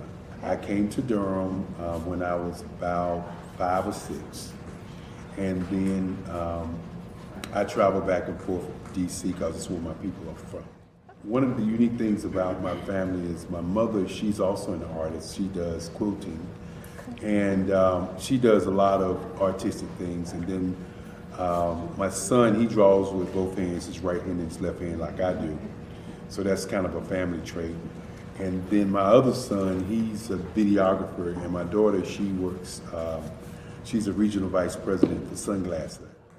When you start out drawing and sketching, you want to continue to explore, you know, each avenue. I do pastels, I do pen and ink, I do painting, I do acrylics. I haven't done oils yet, but I try to do all facets of art. What I say to a lot of times to people is, you know, you can't put yourself in a box when you're an artist. You have to explore. And over the course of my life, I've tried to explore different mediums. I also do sculpture as well. I choose my subjects by the intensity that they have in their faces or the intensity that somebody is moving, because I do more than portrait drawings. I also do I do abstract, and then I do figurative drawing also. Well, what happened in this particular show is that I started out trying to come up with something that would be a little bit different than what everybody else is doing. So I was working on a Barack Obama show, and they wanted me to do some paintings of Barack. And so what I did was, because of the deadlines, I kind of did it kind of fast. And then I realized when I was doing it fast, I enjoyed it. And so then I started doing other pieces the same way, and I started to enjoy those pieces also. And so I came up with this particular style, and it's a style of lines and colors. And what's interesting is that when I was in college, I did a show called Lines, Colors, and I talked about the boldness of the blacks, the hotness of the whites, and this is how this has come about, later on in my life.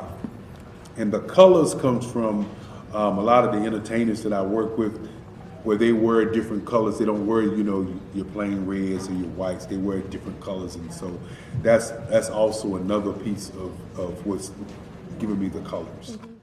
The subtitle of this show is Faces That Speak Life. That's real critical.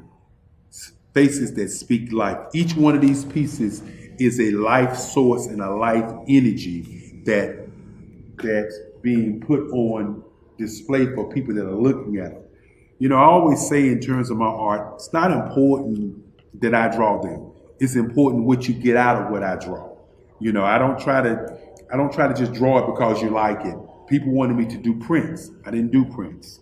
People asked me to do different people, but the people that I choose are people that make a difference in the lives of people in the world. So the human landscape idea was, again, as I say, the lines represent your emotions, it represents your ideas, and it represents your journey as a human being. And that's why you get the different pieces and the different looks.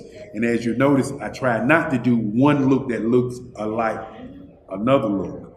And that's what's the most important part of this show. Hello, I am Dr. Eric Kelly III, the visionary strategist and founder of the Black Business Olympics. I invite you to showcase your Black-owned businesses on the Black Business Network global stage. The Black Business Olympics is a global Black Business Network platform that propels Black-owned businesses into the international spotlight. By showcasing your business on the Black Business Olympics platform, you can reach a worldwide audience of potential customers, partners, and investors. You can also establish yourself as a thought leader and expert in your field, attract lucrative partnerships, and more speaking engagements. In addition, the Black Business Olympics platform provides a valuable opportunity to connect and collaborate with like-minded entrepreneurs and business professionals from around the world. This can lead to new business opportunities, ideas, and relationships. Finally, by sharing your story and expertise on the Black Business Olympics platform, you can inspire and empower others. This is a powerful way to make a positive impact on the world and leave a lasting legacy. If you are a Black-owned business owner, I encourage you to seize the opportunity to showcase your business on the Black Business Olympics platform.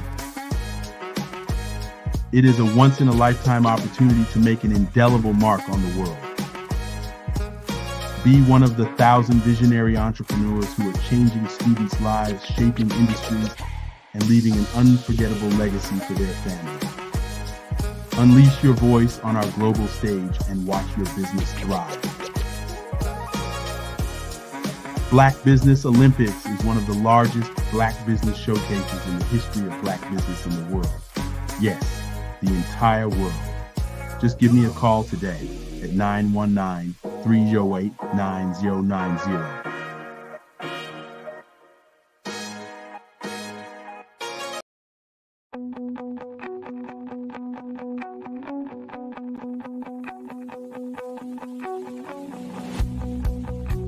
I am Black Business.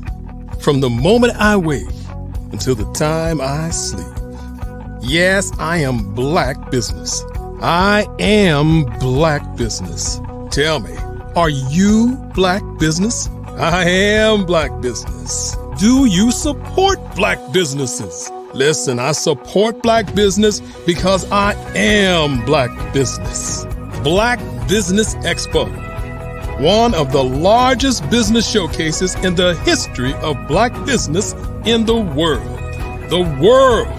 Sign up today at www.blackbusinessexpousa.com or call 919-308-9090.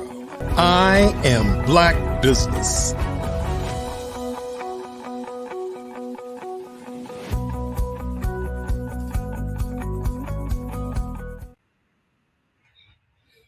Good morning, business owners, entrepreneurs, thought leaders, and corporations. Welcome to the Black Business Network. My name is Crystal Gomez. I am your business moderator for this morning on the Black Business Network. The Black Business Network is a 24-hour business network showcasing Black businesses, business owners, entrepreneurs, and thought leaders worldwide. We have speakers from North Carolina, London, Singapore, Africa, Japan, and cities all over the United States. The Black Business Network is a global community sharing its business knowledge to empower, inspire, and educate businesses about business. Our next speaker is Dr. Sandra Wall Williams. Dr. Sandra Wall Williams is an accomplished senior executive in higher education with over 25 years of extensive experience, achievements, and demonstrated results as a leader, faculty member, mentor, coach, consultant, speaker, and practitioner in higher education and technology. From 2001 until 2016, she was the Senior Vice President and Chief Information Technology, Data, Business Intelligence, Library Systems, Distance Learning, and Workforce Development for the North Carolina Community College System. She led the implementation of the largest computer information system in higher education.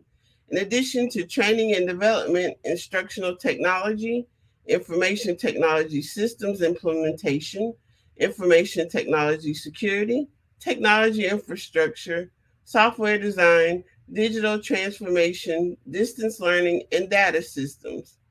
While serving in numerous leadership roles, Dr. Sandra remained an active consulting partner focusing on leadership coaching. She is currently the CEO and founding partner of WMS Consulting and Training, a professional development consulting and training company that supports emerging and established women leaders to increase their influence, impact, and income. She is a member of the Board of Trustees at Wake Technical Community College, Board of Directors for the Ultimate Medical Academy, North Carolina State University College of Sciences Foundation Board, Public School Forum, and Girl Scouts Coastal Pines. She is a member of the steering committee for Wake Invest in Women, a published researcher and author in her professional field of technology and adult education. She has written 3 books, co-authored 6 books, and numerous articles and book chapters. I present to you Dr. Sandra Wall Williams. Good morning. Good morning. How are you this morning? I'm well. How are you? Wonderful, wonderful. Thank you for that introduction. Oh, you're quite welcome. I can't wait to hear what you have to share with us. Oh, I'm excited. Thank you. Well, thank you everyone for joining me this morning. I am so excited to be with you this morning. Thank you, Crystal, again for that wonderful introduction. And of course, we want to thank our visionary founder and strategist, Dr. Eric Kelly, for this opportunity to come to you this morning and talk to you about a subject that over my years of leadership, and I'll talk about that as I talk go through this subject with you today that I found that a lot of people, especially women, have a problem with. Okay, a lot of people, especially women, have a problem with. And I'll tell you what it is in just a second. But I want to back up to tell you how I got to the point of being able to work with women in leadership. As Ms. Gomez said, I was formerly the Senior Vice President and Chief Technology Officer for the North Carolina Community College System. So everything that had to do with technology was my responsibility. More importantly than that, I was and still am a C-level leader. And C is for chief, right? Like chief information, chief technology, chief executive. That's what we mean when we say C-level leader. So when you're at that level of leadership, you're not only helping or doing things for yourself and helping the company, but you're also helping other people. And you're also learning the obstacles and things that people go through either at work or at home.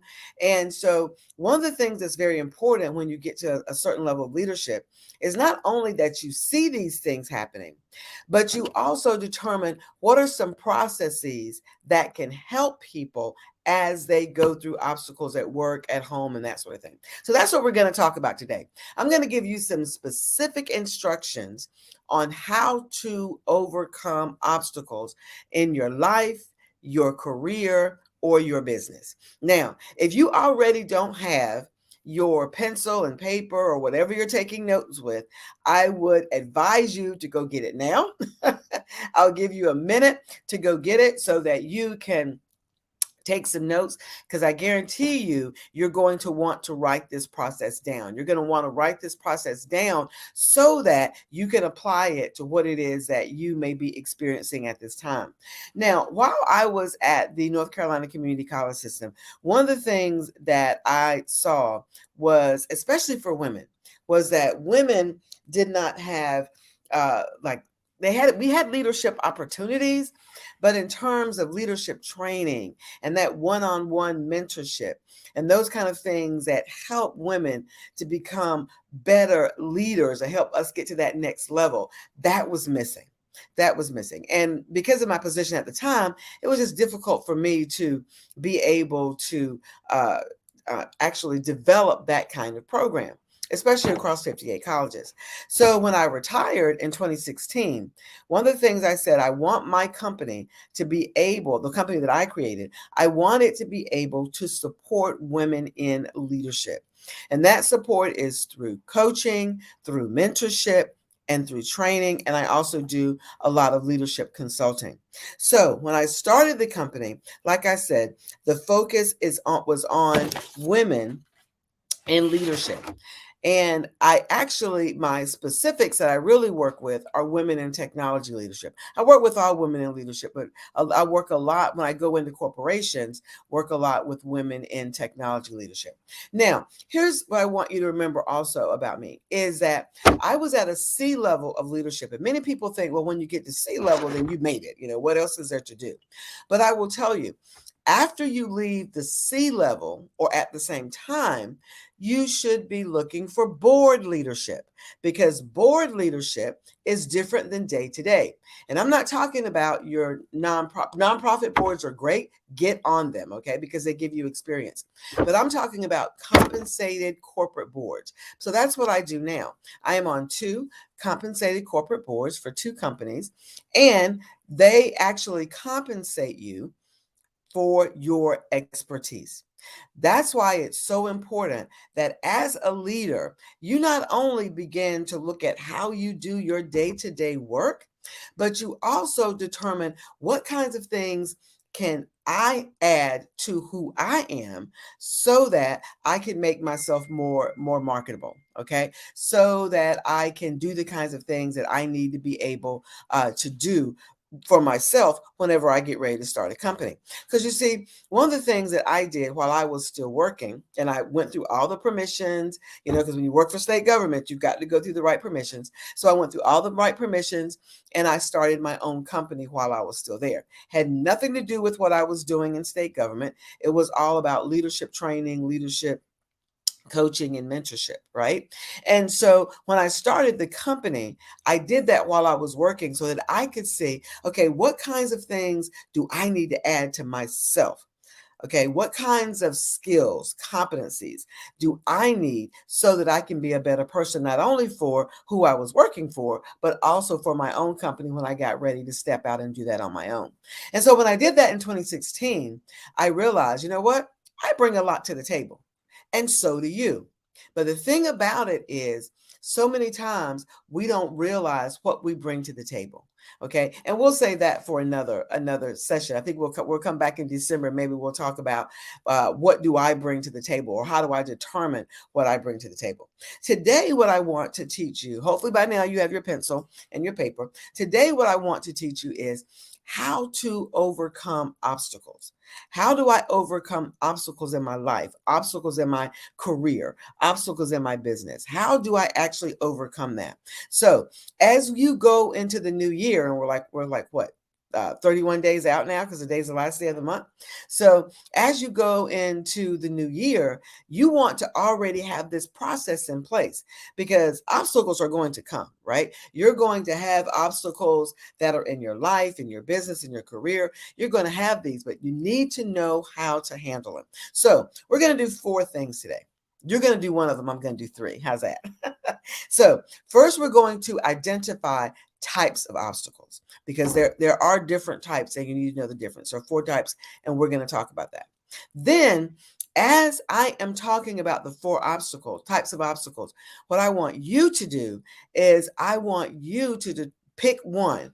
Pick an obstacle that you may be dealing with right now, okay? Because I want you to think about that as I begin to teach you the strategies of overcoming obstacles, okay? And then I'm going to give you the 10 steps to overcome your obstacles. I'm going to go through them quickly, so that's why you need your pencil and paper. Or if not, make sure you get the replay on this. And then I'm going to show you and give you the steps to elevate yourself as you are overcoming your obstacles, okay? So let's get ready to dive in. First thing, let's talk about types of obstacles. Now, there are 4 types of obstacles. And it's great that you understand and know the differences in these types of obstacles, okay? So first type is external obstacles. Now, these are obstacles that are outside of your control, such as the economy, natural disasters, physical limitations, political climate. These are things that you have absolutely no control over, but they could impact you in some type of way, right? Because, for example, think about it. When we went through COVID, that was outside of anyone's control, but it impacted a lot of people because it impacted our economy. And then people were laid off. People couldn't provide for their families. I mean, and that is a type of obstacle. So we want to make sure that we understand what happened was external to you, but it could have impacted you in some form or fashion. The next type of obstacle is internal obstacle. Now, these internal obstacles are generally issues that you have control over, okay? It's an issue that you have control over, but yet it starts out small, but then can snowball, okay? But the key here is that you have control. For example, debt. Okay, getting in a lot of debt. You've got control over that, right? It may have started out small, but then it grew over time. Cash flow, how much money you have coming in. Your time availability. These are all things that you have control over. The skills and talents that you might have. Okay, the skills, your talents, your competencies. These are things that may be obstacles for you, because you can't get from where you are now to where you want to be, because these obstacles are in the way. Right? But remember, you had control over these. All right. Let's look at the third type of obstacle. These are called social obstacles. And social obstacles reflect how other people and situations can be a hindrance to you.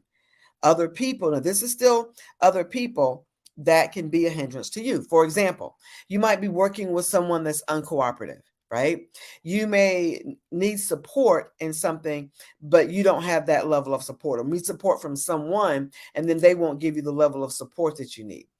You may be in a toxic relationship, whether it is at home or on the job or wherever, but you may be in a toxic relationship. One that I see a lot of is tradition, especially when we own our own businesses. Sometimes we get stuck in tradition. These are things that are external to us, right? But they're people and situations different than the external obstacles, right? These are people and situations that impact us. Social norms, okay? Things that are happening on the outside of us, but yet they're impacting who we are in our life, in our business, in our careers, right?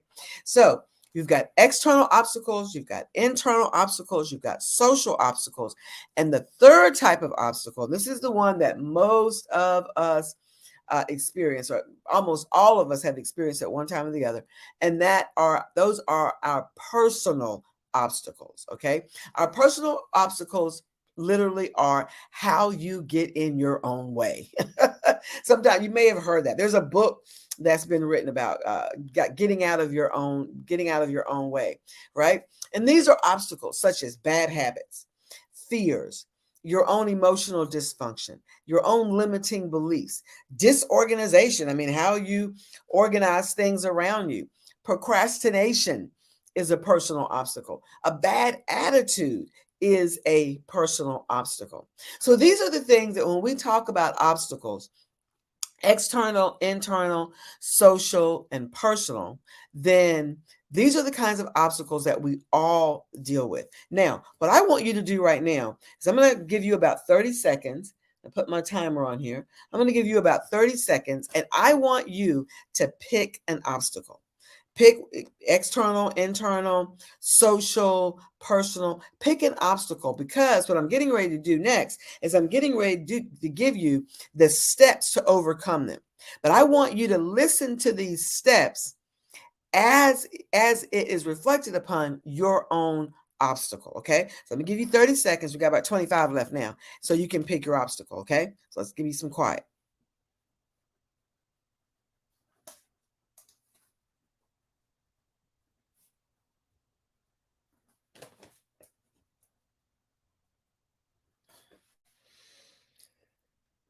Okay, we got about 10 more seconds.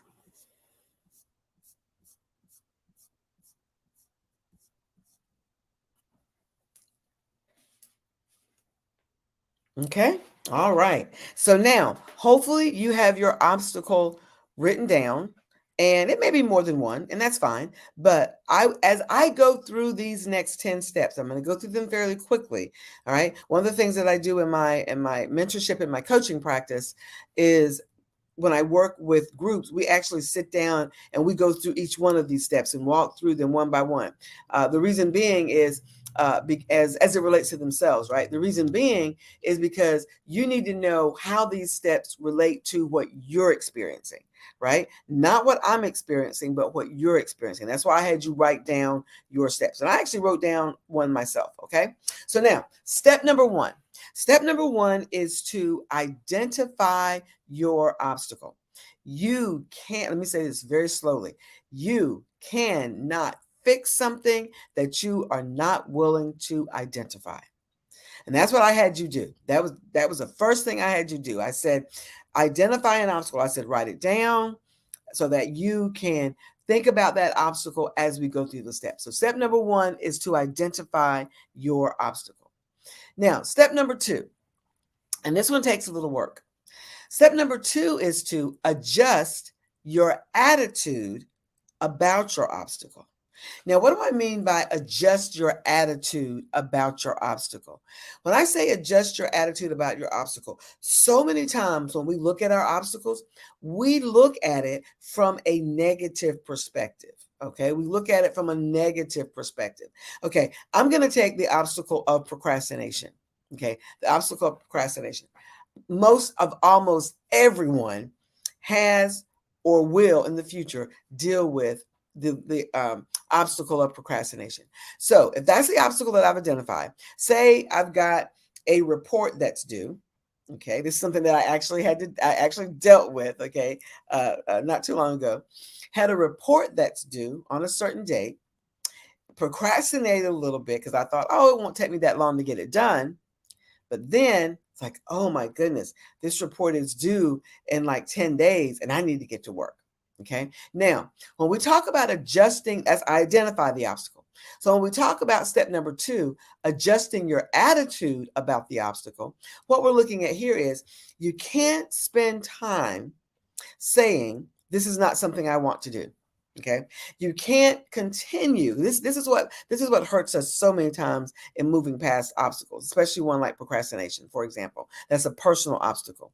So you can't spend time saying, oh, I don't want to do this for my business, or I can't learn this, or this is not something that I should be doing. You've got to adjust your attitude.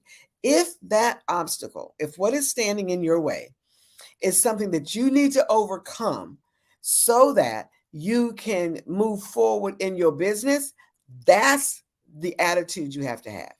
You have to look at the obstacle as something that is necessary for you to either move past it, take care of it, get rid of it, whatever.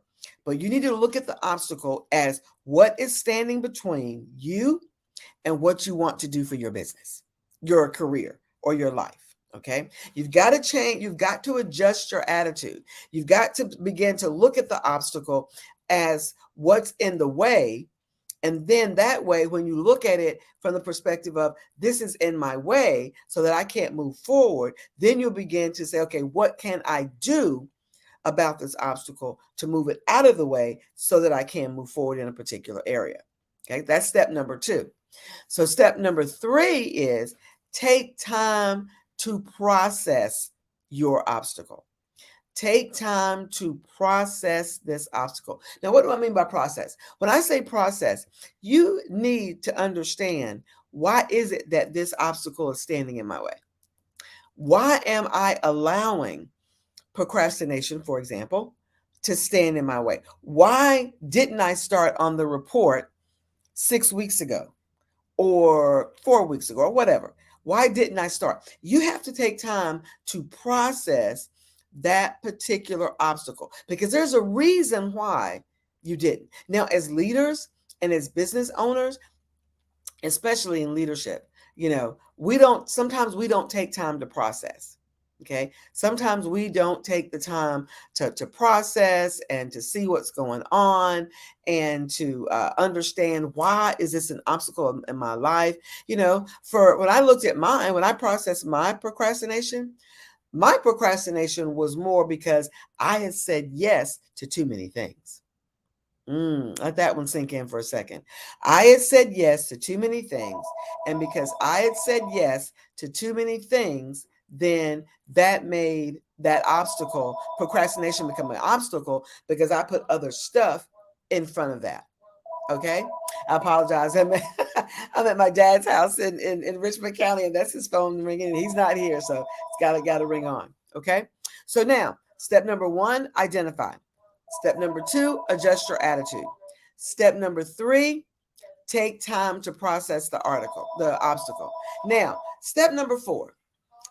Step number 4 is to give control of your obstacle to God. Now, I will tell you that I am I'm a minister, and in addition to what I do with my company, I'm also a woman in ministry. I am a minister at my church. I have another ministry. We didn't talk about that. We're talking about business here.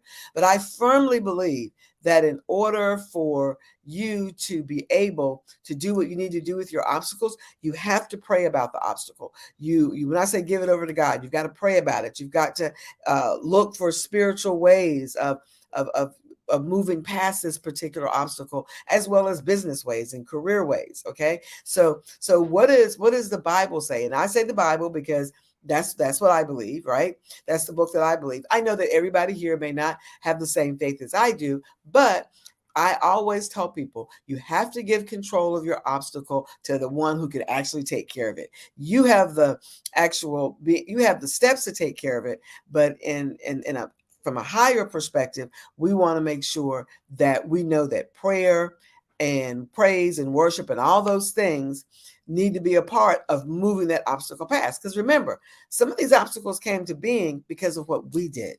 Okay.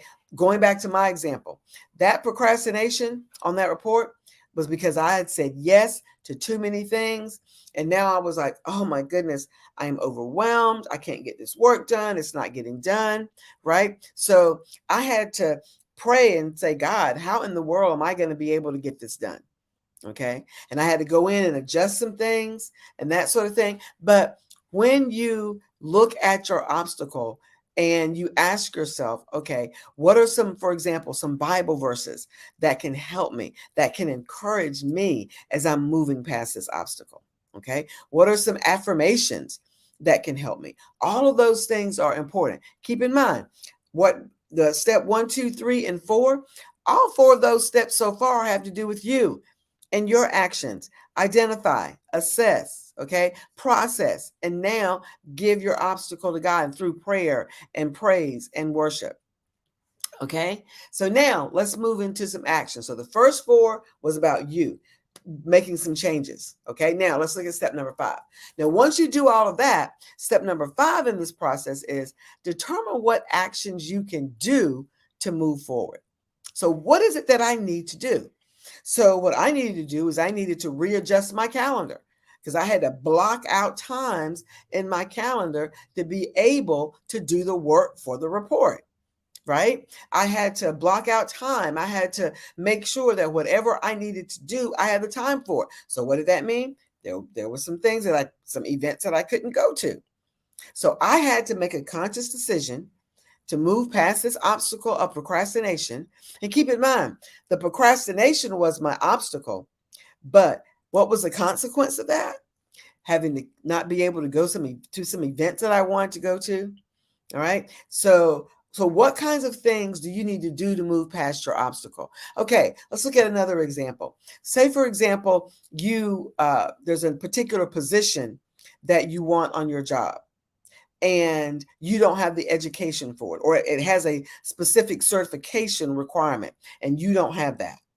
Then what are the actions you have to take? Well, you got to go, number 1, determine what certifications are necessary. Number 2, determine where do I find these certifications? Where can I take these courses? How am I going to get the money to pay for these courses? How am I going to put those courses into my time, okay, into my calendar to do them? And then when am I going to do them? When am I going to finish? Because see, all those are actions that you have to take to get to that next level job. If that next level job is saying that you have to have those certifications to be able to move up. Okay, let's think about our business, right? For those of you that are business owners, when we want to make more money in our business, right? We may add more product, or we may change our branding, or we may expand our customer base. Whatever it is you need to do, you need to be intentional and pay specific attention to what actions you need to take to move forward. Now, here's the thing with this one. This particular step, determining the actions you need to take to move forward, you may not know all of that. This is when you may have to go out and hire a coach or hire a mentor in that particular area, or hire a consultant that can help you to break down what those actions are, or determine what those actions are. Because in step number 6, what we do is, once we know what actions that you need to move forward past that obstacle, then in step number 6, we're going to break down those actions into small goals, because some of your actions can be huge. Okay, if you've got to go back to school, for example, like using that example, if you have to be able to go back to school, then that's huge. That could change everything in your household. Okay, especially if you're trying to run a business and go to school and take care of your family. All of that could change so many things. So in step number 6, you have to break those actions down into small goals. Okay, so what am I going to do this week to help me move past this obstacle so that I can begin to take action and move to my next level, or whatever you're trying to get to? Okay, for me, what was I going to do with the 4 weeks that I had left? Okay, at the time I had left, what am I going to do to get this report done and get it in on time? Okay, so this is so important, breaking it down. Again, this is something where you may need professional help. I tell my clients all the time is that there are some things about moving forward and moving past obstacles that you can't do by yourself. It's hard to do by yourself. You will need some support and some help. And that's where there are people, the businesses that you hear on the Black Business Olympics, through the Black Business Network. I'm sure there are coaches and mentors like myself or other people that can help walk you through that process. Reach out for help. I cannot tell you how important it is that if you're going to move past obstacles, to grow your business, to move up in your career, to move past things in your life, you're going to have some professional support to get that done. Okay, so let's review the steps really quickly. Step 1 was identify your obstacle. Step number 2, adjust your attitude. Step number 3, take time to process. Step number 4, because of my beliefs, give God control of your obstacle. Step number 5, determine what actions you need to take. And then step number 6, break those actions down into small goals. Okay, so now those were the things that we need to do. Now let's get back to you, because now you've identified what you need to do. You have broken them down in small goals. Now, here's the key. You have to move forward with commitment and intentionality. Okay. If you're not committed to the goals that you did in step number 6, then you're not going to be able to move forward.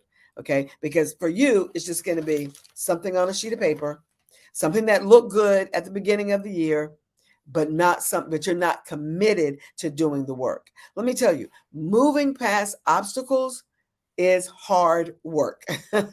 Okay. Moving past obstacles is hard work. That's one of the reasons why my company is named WMS. She said WMS Training and Consulting. There's a reason for that, because WMS stands for Work Makes Success. Okay, work makes success. And to be able to do that work, you must move forward with commitment. Okay, you have to be committed to what it is that you wrote down, the small goals that you have every week. If you say today is the 30th, right? So if you say today, these are the 2 things that I'm going to be committed to move past this obstacle so I can take my business to the next level. Okay. You may want to, I'll give you an example of something that just happened this morning. So I had someone reach out to me this morning. They'd been laid off from their job. And this young man reached out to me and asked me to be able to, if I knew of something or could help him, something like that. Right now, thinking about what he did before he even reached out to me, he probably was committed to writing down the names of people that he thought could help him or support him, what he needed from them, and then reach out. Okay. That's a small goal towards overcoming a big obstacle. Okay, see what I mean? When we say break it down, but you got to be committed to do that. You can't say, look at your paper and go, oh, I know I need to reach out to Dr. Sandra, or, oh, I need to reach out to Dr. Kelly, or whomever you're going to reach out to. You can't say, oh, I know I need to do it, and then keep waiting and don't do it. Waiting. Commit to it, get it done. Okay, that's step number 7. Step number 8, maintain strong foundations. When we say maintain strong foundations, this is you've got to get connected to those people who can support you through this. Okay, that can support you overcoming the obstacles. It could be coaches, it could be mentors, it could be consultants, it could be trainers, whoever it is, right? You're here and that you're listening to this particular Black Business Network session and all the other ones. So you're meeting people virtually, right? That you're able to connect with. Connect with us. If you're listening to me, then you should be going over to LinkedIn at some point and connecting with me on LinkedIn, and then sending me something that says, Dr. Sandra, I heard you do that presentation of overcoming obstacles. I heard you do that. Is that something that I can talk to you further about? That's what you should be doing. You've got to maintain strong foundations. Networking is not just going to an event, getting a business card. No, you have to maintain that. I was at an event about a couple of weeks ago, and I just got a text message this morning, as a matter of fact, from a young lady that I met there. And she's inviting me to lunch or coffee or something. We'll figure it out. But networking is getting those strong foundations through network, and then also making sure you continue them. Okay, that is so very important. All right, step number 9. Step number 9, mitigate future risk.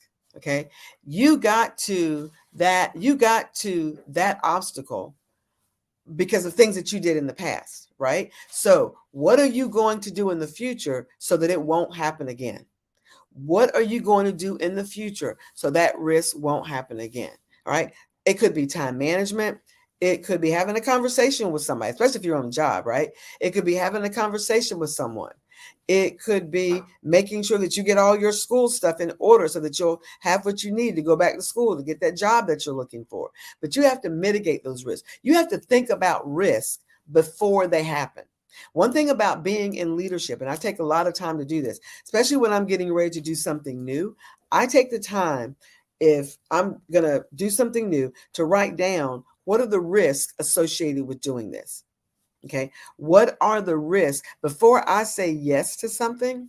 Before I tell someone, yes, I will do something, then I'm going to write down what are the risks in doing this. And not only risks that could hurt or could impact my business, but also my time with my family, time with, spending time doing other things I like to do.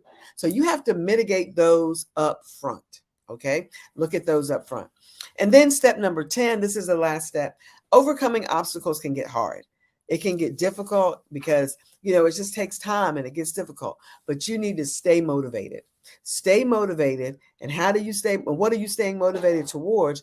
That content, that risk, and that obstacle that you said you were going to overcome, and those goals that you set.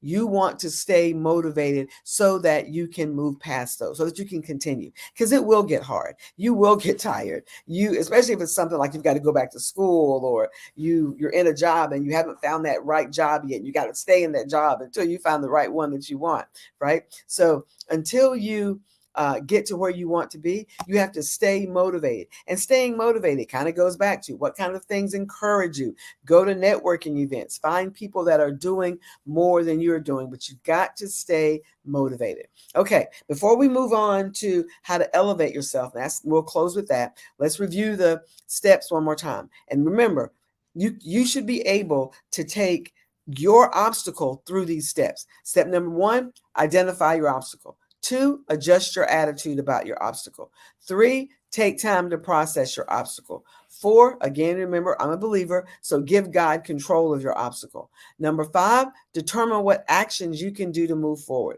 Number 6, break your obstacles down, or your actions down for those obstacles into small goals. Number 7, you got to stay committed. Number 8, maintain strong foundations, network, find those people that can help you and maintain those connections. Number 9, what are the risks in the future? So you won't let this happen again. And then number 10, to stay motivated. So those are the steps that you need to take if you are going to move past your obstacles.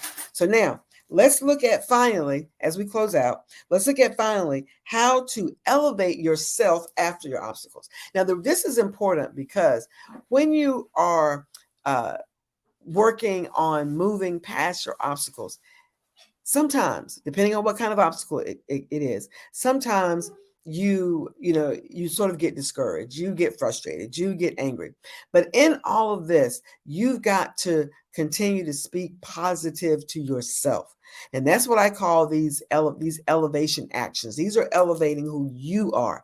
Okay. So elevation action number 1, elevate what you believe about you, regardless of why the obstacle is the way it is. Elevate what you believe about yourself. What do you believe about you and who you are? Okay. So if you're not on a job, or you get laid off from a job, that didn't have anything to do with it. That had to do with the company. You just got caught up in it, right? So don't blame yourself. All right. If it's something, your business may not be growing the way that you want it to grow. Okay. Then you know what? That doesn't mean that you're not in the right business. elevate your thinking about yourself and what do I need to do, and then just do it. So elevation action number 1 is elevate what you believe about you. Number 2, elevate what you know. This is one that's so important.